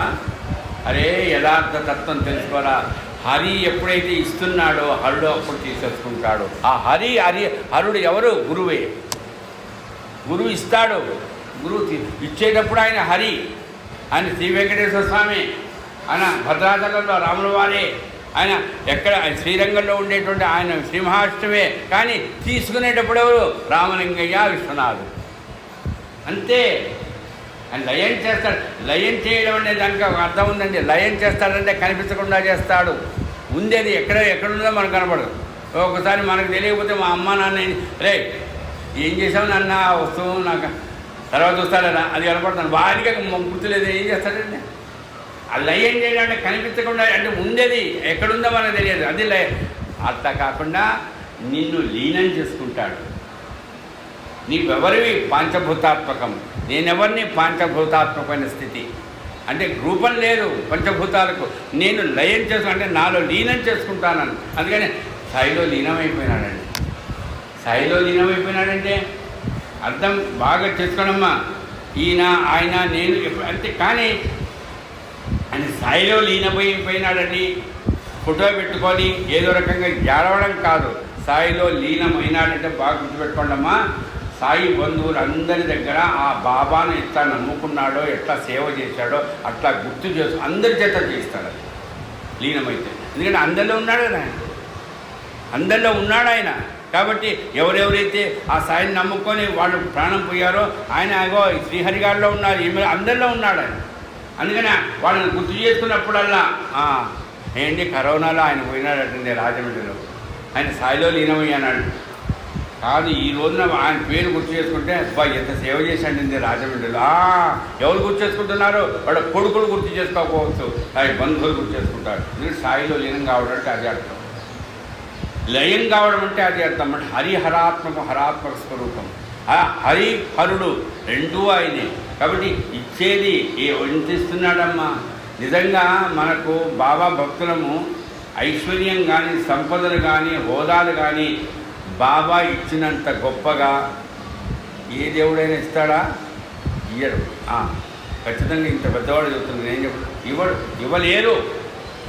కుబీరుడిని మించుతాడండి, విచ్చమెత్తుకునే స్థితిలో ఉంటే తీసుకొస్తాడండి, గతి తెప్పిస్తాడండి. వీడి గతింతే రోడ్డు మీద అడుక్కోవాల్సిందన్న వాడిని తీసుకొచ్చే సన్మానాలకు తీసుకొస్తారండి. ఏమిటండి ఇదంతా? కారణం ఇస్తున్నాడు. ఎందుకు ఇస్తున్నాడు? నువ్వు అనుభవించాలి. అనుభవించేటప్పుడు అనుభవించు, ఆ తర్వాత రెడీగా ఉండు. రెడీగా ఉండడం కాదు, ఎప్పుడు పోతాయని అనుభవిస్తాడో ఏడవకో. అనుభవించేటప్పుడు ఇది నాకు శ్రీ మహావిష్ణువైన నా సాయి నాకు ఇస్తున్నాడు, తీసుకున్నా ఏం తీసుకున్నాడు? నడవలేను, కూర్చోలేను, మాట్లాడలేను, వెంటిలేటర్లో పెట్టారు, పోయాను, అంతే ఆయనది. ఇది ఆయనదే, అది ఆయనది. ఆ స్థితిలో అంటే లయం చేస్తున్నాడు ఆయన, లీనం చేస్తున్నాడు. ఇది కాదురా శాశ్వతం, ఇది నీకు, ఇది కాదు, ఇది కాదు, ఇది కాదు, ఈ వచ్చేది ఏదైనా సరే పోయేది అనే ఆ తత్వాన్ని నీకు అనుభవంలోకి తీసుకొచ్చేవాడు ఎవరు? హరి అని కాదు, హరుడు. కాబట్టి ఈ ఈ గురుతత్వం ఎలాంటిదంటే, ఎంతసేపటి గురుతత్వం దగ్గరకు వచ్చి నాకు ఇస్తాడు. ఏది ఇచ్చినా ఆయన ఇచ్చేటప్పుడు అయ్యా ఇది మీరు అనుభవించండి, కానీ యథార్థాన్ని, భగవస్థితిని మీరు తత్వం తెలుసుకొని చక్కటి ఒక గొప్ప ఆలోచనతో అనుభవంలోకి రండి. నిన్న మేము చెప్పాను కదా, బ్రహ్మ సత్యం జగత్ మిథ్య, అది అనుభవంలోకి తీసుకురా. ఊరికి తెలుసుకొని ప్రయోజనం ఏంటి? కాబట్టి ఈ రకంగా మన ఆలోచనలో ఎప్పుడైనా సరే బాగా మన అదృష్టవంతులం. ఎందుకంటే అటు హరి, అటు హరుడు. ఈ రామేశ్వరం క్షేత్రంలో ఇంత చక్కగా, నేను అదే మొదట 2-3 రోజులు చాలా చక్కగా వస్తుందండి సబ్జెక్ట్. చాలా అంటే ఇంత సబ్జెక్టు వస్తుంది చెప్తున్నాను, నేనేం ప్రిపేర్ చేయలేదు. నేను చూస్తుంటాను, నేను ఎక్కడైనా రూమ్లో ఉన్నా కూడా 1 గంట ముందు ఏదో రాసుకోవడం, ఈరోజు ఇది చెప్తాను. నాకు మొత్తం మీద హరిహరాత్మకంగా చెప్పాలి. ఏం చెప్పాలి? కోయమాధిపతి గారి ఫోటో కథ చెప్పాలా, లేకపోతే ఇంకో కథ చెప్పాలా, ఏం చెప్పాలి? నేనేం రాసుకోలేదు, ప్రిపరేషన్ లేదు. ఒక్కొక్కసారి అడుగుతాను మా ఏం ఆమె కూడా ఒకసారి చెప్పదు. ఏం చేయాలండి ఈ స్థితిలో? మరి ఇంత చక్కగా చేస్తున్నాడంటే దానికి కారణం ఎవరో తెలుసా? హరిహరాత్మకుడైన సాయి మీ అందరి ద్వారా చూపిస్తున్నాడు. నాకుండే నమ్మకం అది, మీకుండే శ్రద్ధ. హరిహరాత్మకుడా సాయిబాబా, హరిహరాత్మకుడే, ఆయన ద్వారా మనం విందాం. అట్లాంటి ఇప్పుడు ఈ రూపం కలిగిన, ఈ రూపం కాదు, రూపంలో ఉండే చైతన్యం, ఆ చైతన్యంలో ఉండేటువంటి ఎవరో ఆయన హరి కాదు, హరుడు. ఆ హరుడు ఈశ్వరుడు, ఆ రామలింగేశ్వరుడు, ఈ హరి అయినటువంటి ఇక్కడ ఉండేటువంటి రాముల వారు. ఆయన ధర్మానికి రూపం అండి. అయ్యా నీ భార్య, నీ పిల్లలు, నీ సుఖము అంతా నువ్వు అనుభవించు, కానీ అంతే అన్నీ పోయేవేరా, సముద్రంలో పోయేవి. అందుకని ఈరోజు నాకు గుర్తు చేశారు మా ఆవిడ, మీరు చాలా క్షేత్రాలలో చూస్తుంటారు, ఎక్కువ క్షేత్రాలలో ఇళ్ల దగ్గర గుళ్ళల్లో కాకులు ఉండవు. గమనించండి, కాకులు ఇళ్ల మధ్యలో ఎక్కడ ఉండవు. ఎక్కడ ఉంటాయి? శ్మశానాల దగ్గర ఉంటాయి. ఏంటి తిథులు ఇది మనం పెడుతున్నాయి కాదు. ఇక్కడ చూడమ్మా రామేశ్వరంలో కాకులు ఓరినాయను ఇన్నా ఎక్కడ చూడండి. ఇప్పుడు మన ఇళ్ళకి వెళ్ళినా కూడా, మన ఇళ్ళల్లో పల్లెటూళ్ళకి వెళ్ళినా కూడా ఇప్పుడు కాకులు అప్పుడు కాకరిచిందండి. ఓ సినిమాలో కథ కూడా ఉంది, కుటుంబం కాకరిచింది. అప్పుడే ఎంత శబ్దం చేస్తున్నా ఉంటుంది సూర్యకాంత్. అట్లా కాకపోయి నేనైతే హైదరాబాద్లో విన్నాను. మీరేమన్నా మీరు విజయవాడ అక్కడెక్కడ విన్నారని అదే వరుస లేదండి. ఇదేంటండి బాబు, ఇంత విపరీతమైన రష్ ఉండి, ఇంత క్షేత్రమై, ఇంత టెక్నాలజీ పెరిగి అయినా కాకులు చూడండి, పక్షులు తిరిగినట్టు తిరుగుతున్నాయి. కావు ఏంటంటే కారణం? ఇది పితృస్థానంగా చెప్పబడిన రాముల వారు తన పెద్దలందరికీ తర్పణం చేసినటువంటి స్థలం ఇది. ఎవరైతే ప్రాణం పోగొట్టుకున్నారో వాళ్ళకందరికీ. అందుకని ఈరోజే నాకు ఏంటి 22 భావరేంటి స్వామి, 21 ఉండొచ్చుగా, బాగుంటుంది నంబర్. రుద్రులు ఎంతమంది అండి? ఏకాదశ రుద్రులు తెలుసా? అంటే వసురూపం, రుద్రరూపం, ఆదిత్య రూపం 3 ఉన్నాయి. వసురూపంలో ఉండేటువంటి రుద్రులు 11, ఆదిత్య రూపంలో ఉండే 11. అందుకని మనం సంవత్సరీకాలప్పుడు కానీ, మనం ఉత్తరకర్మలు చేసేటప్పుడు కానీ 10వ రోజు, ఈరోజు మా ఆవిడ చెప్పింది, 10వ రోజు ఏం చేస్తారు? 22 మందిని పిలుస్తారు. 22 మందికి మనం పెడతాం. దానికి కారణం రుద్రులు. వాళ్ళు అంటే వాళ్ళు పితృ సమానులు, వాళ్ళకి రూపం లేదు. ఎందుకు? వాళ్ళ స్థితి అది అట్లాంటి. అందుకే అన్ని భావులలో స్నానం చేసి, ఇంకోటి చూడండి చాలా జాగ్రత్తగా. నేను కూడా అనుకున్నాను, తర్వాత తెలిసింది. ఆ గుళ్ళోకి వెళ్ళిన ఇద్దరికి చాలా ఇబ్బంది పడ్డాను. అవన్నీ వద్దండి, మీ అందరిని చూస్తుంటే అన్నీ మర్చిపోతాను అనుకోండి. నేను అనుకున్నా అక్కడనే స్నానాలు చేసేది తడి బట్టలతోనే పోవచ్చేమో అనుకున్నా. అది తల్లి ఎన్నిసార్లు వెళ్ళిందని అందులో మరి అంటే ఇంతకుముందు వచ్చాము మా పిల్లలతో, కానీ నేను ఎప్పుడు పోలే లోపలికి, ఊరికే దర్శనం చేసుకుని. తర్వాత ఏదైంది లేదు, తడి ఏమాత్రం ఉండకూడదు. అక్కడ సెక్యూరిటీ ఒకటి ఉంటాడు, నీరు కారుతుంటే బడి పంపించడమే. ఇదండి పెద్దలకు చేసేటువంటి కర్మలు చేసేటప్పుడు. మనం అంతా చేస్తాం, ఎప్పటి వరకు ఆ తడి గుడ్డలు అంతే ప్రారంభంలోనే. నువ్వు స్నానం చేసి ఆ తర్వాత సంకల్పం చేయి. ఇంకోటి చూడండి, ఇక్కడ అగ్నిగుండం అండి, ఇది తూర్పు ద్వారంలో ఉండేటువంటి సముద్రంలో ఉండే దాన్ని ఏమంటున్నా అగ్ని అంటే కొంతమందికి అగ్ని ఉంటుంది తద్దినాలప్పుడు, కొంతమందికి ఉండదు. వాళ్ళకు మీకు తెలిసి ఇవన్నీ తెలుసు చాలామందికి. అట్లనే ఇంత శాస్త్రీయంగా ఉందమ్మా ఈ క్షేత్రం. నిజంగా మా అమ్మా నాన్న కానీ మా తాత ముత్తాతలు కానీ నిజంగా వాళ్ళ రుణం తీర్చుకోవడం అనేటువంటి దాంట్లో ఈ దంపతులకు వీళ్ళకి సహకరించిన వాళ్ళకి పాదాభినందనాలు చేయాలి. అంత తొందరగా మనం అనుభవించలేమమ్మా, తెలియకుండా చేస్తాం, తెలిసి చేస్తే ఇంకంత గొప్పమ్మా. ఈరోజు మనం చేస్తున్నామంటే, అక్కడికి వచ్చామంటే ఈ రకంగా కావున కాకులు ఎందుకు వస్తాయి అసలు? అవి అవి అంటే అవి రే మీ నాన్న పోయినాడా చేసుకోరా రే అని అంటే అదే నువ్వు మర్చిపోతావు అంటే డేట్ మనిషి ఉంటే మర్చిపోడు కదండి, వాయించేస్తాడు వాడు నాకు అన్నం పెట్టలేదా అని. పోయినప్పుడు ఎవరు వాయిస్తాడు? ఇది పిలుస్తాయిట.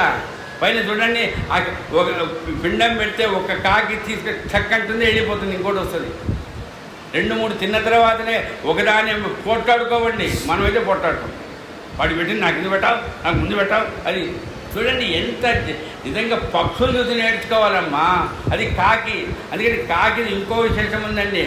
ఆ రకంగా మన పూర్వజన్మలో మన అమ్మా నాన్న వల్ల వచ్చిన దోషాలు కూడా మనం అనుభవించాలట. ఒప్పుకుంటారా? ఒప్పుకోరా? మీ ఇష్టం. ఒప్పుకోకపోతే నేనేం చేయలేదు. అనుభవించాలి అంతే. వాళ్ళు చేసినటువంటి తప్పులకు మనం అనుభవించాలి. దీనికి ఒక పెద్ద సత్యత్వం ఏం సార్ నేను హరిహర తత్వం ఈరోజు పూర్తిగా హరిహర తత్వమే చెబుతున్నా అనుకున్నారేమో.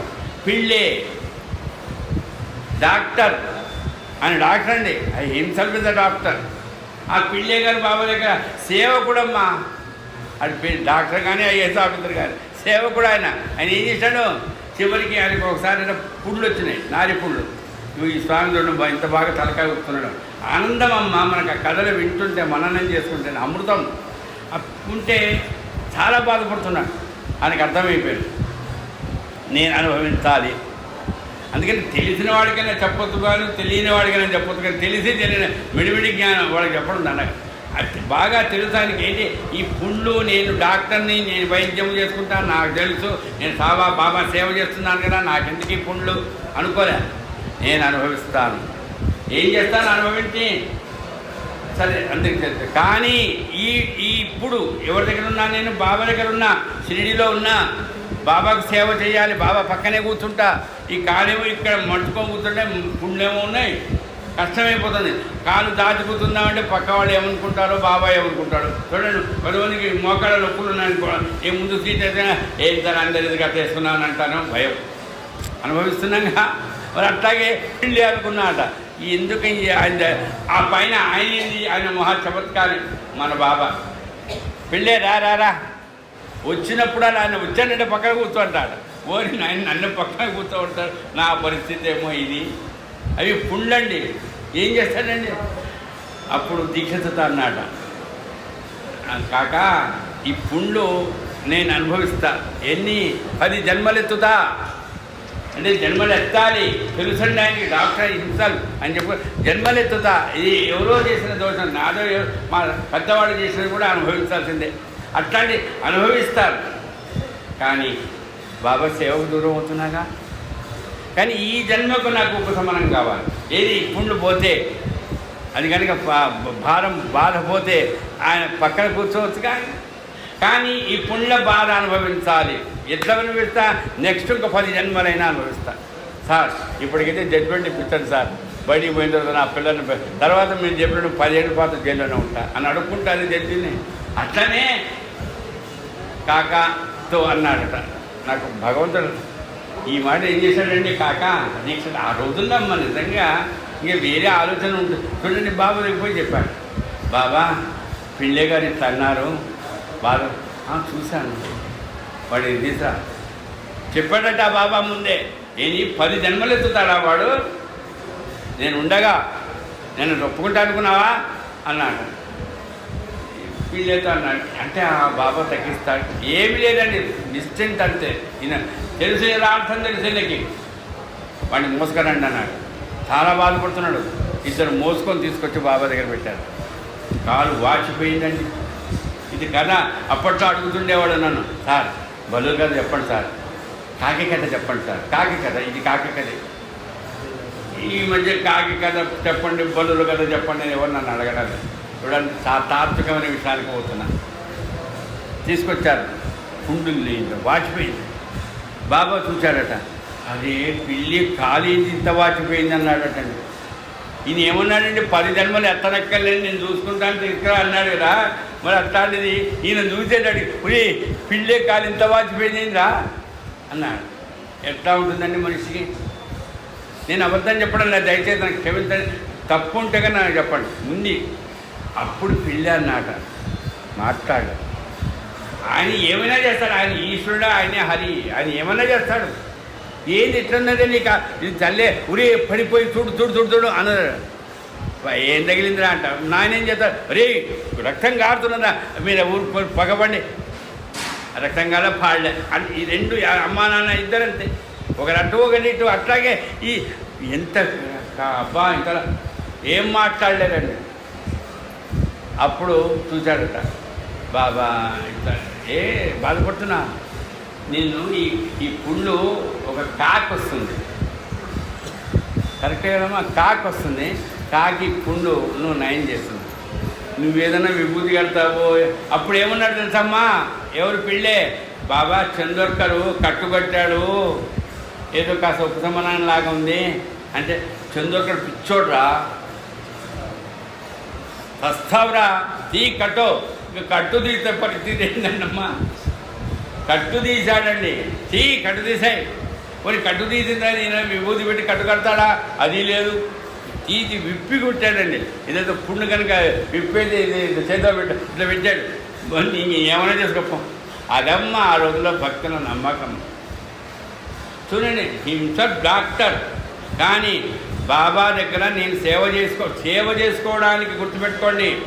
ఇప్పుడు నాకు పెరాలసిస్ వచ్చింది, తగ్గిపోయింది, నా పరిస్థితి లేదు, కానీ సేవ చేసుకోవడానికి అవకాశం ఇచ్చాడు. ఇప్పుడు అంతే, సేవ చేసుకోవడానికి మనకి ఏదైనా సరే వెన్నగా ఉపశమనం ఇస్తాడు. పిల్లే గారు అంతే. కాకి వస్తుంది, ఎక్కడి నుంచి వస్తుంది బాబా? అదే ఇక్కడ కాకి వస్తుందా సార్? ఆయన అన్నాడు అనుకో, రాదుగా. రూఫ్ ఉంది ఇక్కడ, రూఫ్ లేకపోతే వస్తుందేమో తెలియదు.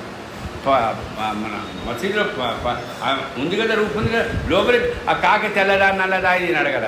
కాకి వస్తుంది. కాకి ఎట్లా వస్తుంది బాబా బలి చెప్తాను అని ఆయన అల్ల. కాసేపు అయిందండి, చీకటి పడుతున్నది. అబ్దుల్ వచ్చాడు. అబ్దుల్ రోజు వస్తాడండి. ఎందుకు వస్తాడు? అక్కడ ఉండే దీపాలన్నీ శుభ్రం చేసి దానికి నూనె పోతే ఆ పొయ్యేవాడు కాస్తంత మసకగా ఉంది. మసకగా ఉందో మరి ఏమైందో, పొరపాటున ఏం చేశాడు, పుండుతో కాలు ఇట్లా సాచి పెట్టాడు కదా, ఆ సాచి పెట్టిన ఆ పుండు మీద కాలు పెట్టాడండి, తొక్కాడండి. ఎవరు ఏంటి అంత నిరాశగా ఉన్నారు ఎవరు అంటే, మనకు ఆ పుండు ఉంటే ఆ పుండు ఎవరో తొక్కితే అప్పుడు తెలుస్తుంది కదా, ఎవరికి లేదుగా, హాయిగా ఉన్నాగా. ఏం కావాలండి పిల్లే, ఏం కావాలి సార్? ఓరి నాయన, వాడు దున్నపోతే వాడెవడో దొక్కాడు, నాకు కాలు ఇట్లా అయిపోయింది, కాకి లేదు పాడలేదు అనాలా? పిల్లి ఏం చేస్తున్నాడో తెలుసా అండి? ఇదమ్మ సచ్చరిత్ర. భగవంతుడి గురించి కీర్తన చేస్తున్నాడు. ఎంత గొప్ప కృపావంతుడు అయ్యవా. ఆ పాట రాశాడు హేమాడి పంత్ గారు. ఎంత కృపావంతుడు అయ్యా అంటే, వాడు తొక్కిపోయినా కూడా ఎవడు సార్ వాడు తొక్కింది, అబ్దుల్ గాడిదా, వాడు దున్నపోతా ఇస్తానా అని ఎంత భగవంతుడా నువ్వు ఎంత కృపావంతుడు అయ్యా అని స్తోత్రం చేస్తూ పాట నవ్వుతున్నాడు. బాబా అన్నాడు, చూడు పిల్ల నవ్వుతున్నాడు అన్నాడు. ఇదండి అంటే, వీళ్ళు డాక్టర్ కదండి, ఈయన కూడా డాక్టరే.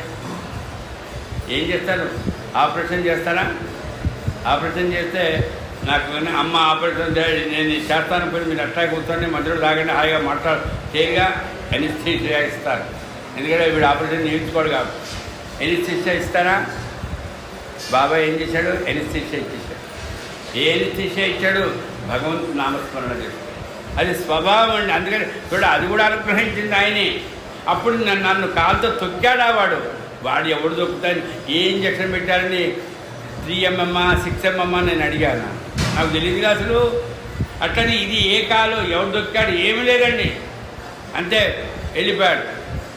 ఏది తొక్కితే ఏమైంది? 7 పురుగులటమ్మా. ఓ మా ఇంత స్టాక్ పెట్టింది రా దేవుడో. దాంట్లో 7 పురుగులట. ఇంకేంటి లోపల అంత చీము అదంతా బయటకు వచ్చిందండి. నిజంగా వాటి గురించి చెప్తుంటేనే కొంతమంది అసహ్యంగా ఉంటుంది. మరి బాబా ప్రత్యక్షంగా చూచాడు. ఏంది రాయి? చీములేని రాయి లేదండి. వాటిని అన్నింటినీ శుభ్రం చేసింది ఎవరో తెలుసా? ఆ శ్రీ మహావిష్ణువు. ఆ శ్రీ మహావిష్ణువు అండి. ఆయన సేవకుడు అవుతాడండి? అవుతాడు. మీరాబాయికి ఎవరు సేవకులైనారండి? తుకారాంకి ఎవరు సేవకులైనారండి? ఎప్పుడవుతాడో మీరు అర్థం చేసుకోండి. ఇది సచ్చరిత్ర. దీంట్లో కూడా సేవకుడు అయ్యాడు హరికి, ఆ గురువు గారికి. అలాగ ఏం చేసి మొత్తం శుభ్రం చేసి అంతా చేస్తాడు. అడిగాడట పిల్లే, బాబా కాకి వచ్చిందా? ఎంత నవ్వుతున్నావు. కాకి వచ్చింది పోయింది, ఇంకా మళ్ళా రాలేపమ్మన్నా. హరుడు వచ్చింది వెళ్ళిపోయింది, ఇంకా రాలే. హరుడు అయిపోయింది, వాడి పని ఆయన చేసుకొని వెళ్ళిపోయాడు హరుడు ఈతడు. ఆ తర్వాత వారం రోజులు కట్టు కట్టాడట. ఎవరు కట్టారండి? హరి కట్టాడు. ఆ తర్వాత ఏమైంది? నయమైపోయింది. అంటే పోయిన జన్మలో ఎవరో ఏ తాతో ముత్తాతో ఎవరో చేసిన కర్మను అనుభవించడానికి ఈరోజు వస్తే. అందుకనే నాకు ఎవరో చెప్పారు, మా ఆవిడో మరి ఎవరో చెప్పారు, కాకి ఏదైనా బాగా పుండుంటేనట, దున్నపోతకు కూడా పుండుంటే కాకితో పొడిపిస్తారు. కాకి ముక్కు పొసలో ఉంటేదట పెద్ద కెమికల్ ఇదట. ఎవరు చెప్తే విన్నా.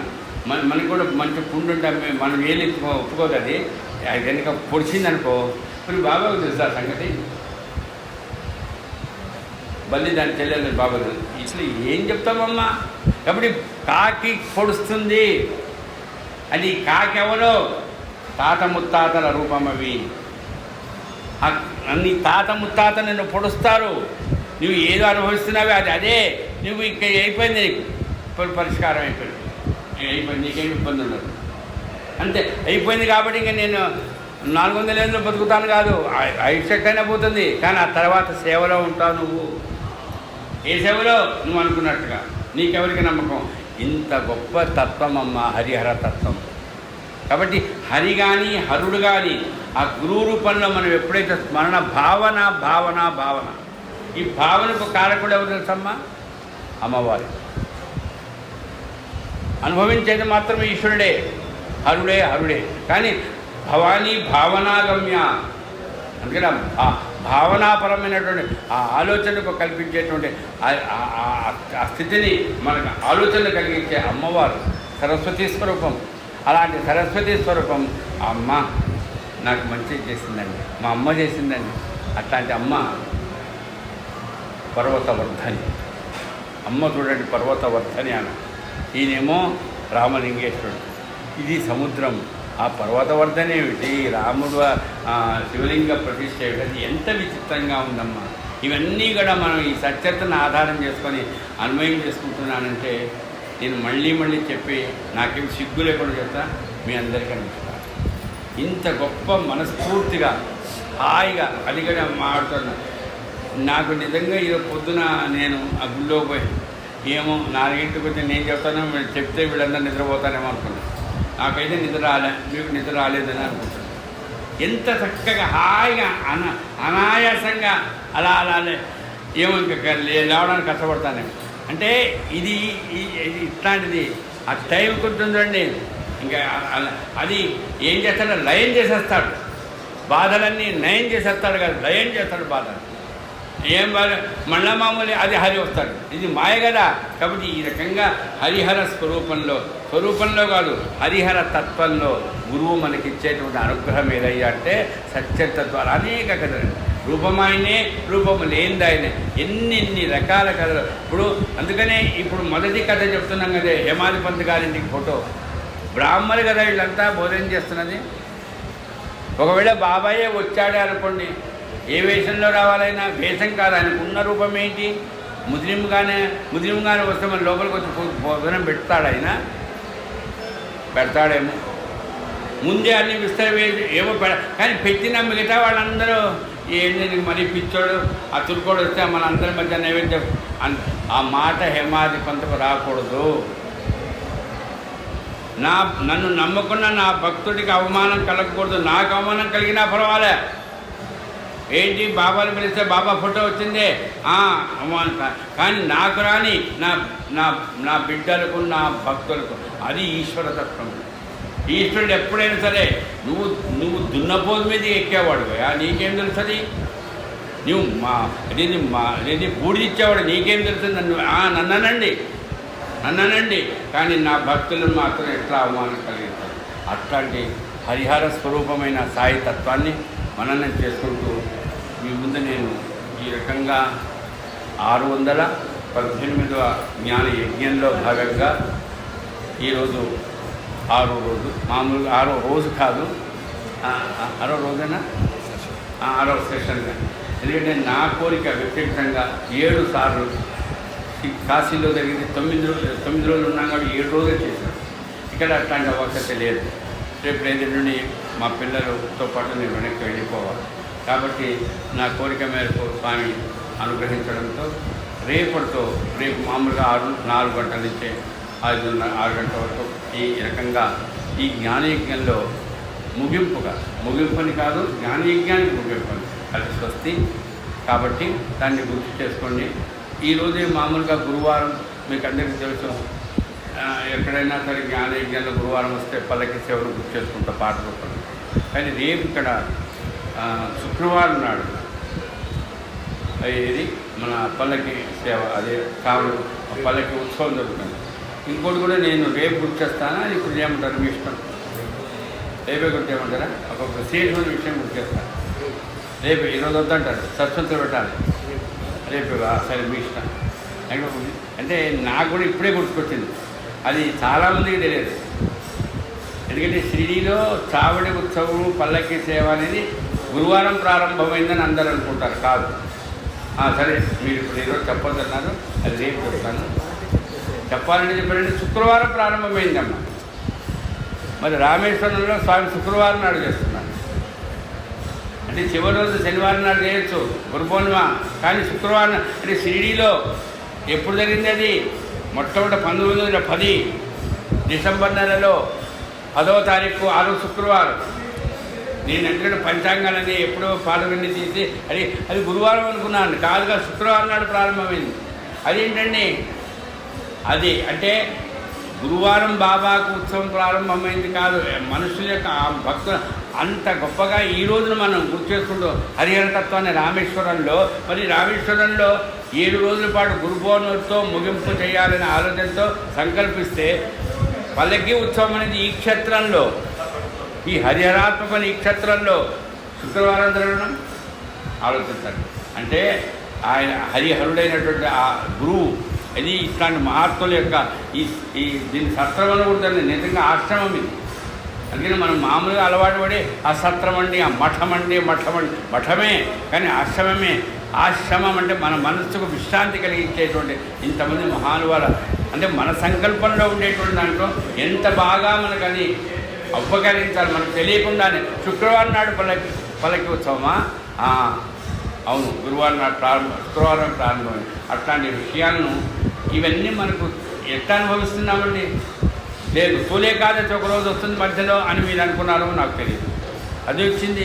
రేపు శుక్రవారం నాడు పల్లకి దేవుడు ఈ రకంగా గురు పౌర్ణమితో హరిహరాత్మకమైన తత్వం ఎవరిదంటే అది గురువు ఒక్కటే. హరుడు వేరు, హరి వేరు అంటే వేరువేరే, కానీ రెండూ ఒకటే అనేటువంటి క్షేత్రం ఇది ఒక్కటే. అందుకని కాశీకి వెళ్ళి హరిహరుడు అంటే లాభంలే, అక్కడ హరుడే. అక్కడ ఈశావాస్యమిదం సర్వం అంతే, ఈశ్వరుడే ఉన్నాడు అక్కడ. అక్కడికి పోయి నువ్వు నీ పెత్తనంతో కవిత్వం చెప్తే లాభంలే, ఇక్కడ మరి కవిత్వం చెప్తే లాభంలే. హరిహరుడినా లేదండి మా రాముడే గొప్ప కాదండి, శివుడే గొప్ప కాదండి, ఇద్దరూ ఒకరికొకరు సేవకులు, ఇద్దరూ ఒకరికొకరు కలిసి ఉంటారంతే. ఆ రకంగా ఉండే హరిహరతత్వాన్ని గుర్తు చేశారు మా స్వామి. కాబట్టి మీ అందరికీ మరొకసారి నమస్కారం చేస్తూ సాయి నామమే తలచు మనసా, సాయి నామమే తలచు మనసా, సాయి నామమే తలచు మనసా, సాయి పదముల నమ్మి సద్గతిని పొందగా, సాయి పదముల నమ్మి సద్గతిని పొందగా, సాయి నామమే తలచు మనసా, నేనన్న అహమేల మనసా, నేనన్న అహమేల మనసా, నీ కంతు బట్టని వేళ గతి ఎవ్వరే మనసా, నీ కంతు బట్టని వేళ గతి ఎవ్వరే మనసా, సాయి నామమే తలచు మనసా, అటు ఇటు తిరగకే మనసా, అటు ఇటు తిరగకే మనసా, 600 గురువు పదములు నమ్ము, 600 గురువు పదములు నమ్ము, సాయి నామమే తలచు మనసా, కోర్కెలతో కొలవకే మనసా, కోర్కెలతో కొలవకే మనసా, నీ క్షేమాన్ని గోరు, నీ క్షేమాన్ని గోరు బాబాదే భారమను, నీ క్షేమాన్ని గోరు బాబాదే భారమను, సాయి నామమే తలచు మనసా, తనువుతో మదమేల మనసా, తనువుతో మదమేల మనసా, తరింప జన్మకు సాయియే శరణుయని, తరింప జన్మకు సాయియే శరణుయని, సాయి నామమే తలచు మనసా, ఈ జన్మ ఫలముగను మనసా, ఈ జన్మ ఫలముగను మనసా, జనన మరణములేని సాయి పదములే నమ్ము, జనన మరణములేని సాయి పదములే నమ్ము, సాయి నామమే తలచు మనసా, ఘనుడవని పొగిడేరు మనసా, చాలా సహజం ఇది.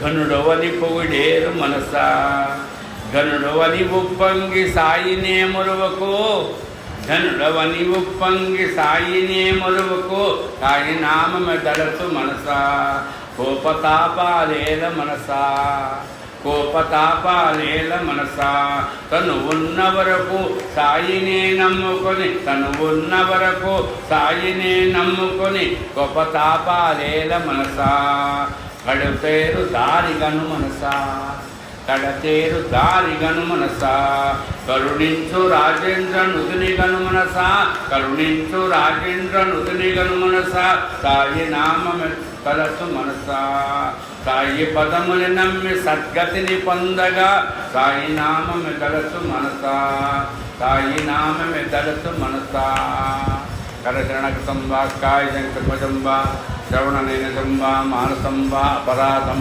విహితమహితం వా సర్వమేతక్షవస్వ, జయ జయ కరుణాబ్ధే ప్రభో శ్రీ సాయినాథ శ్రీ సచ్చిదానంద సద్గురు.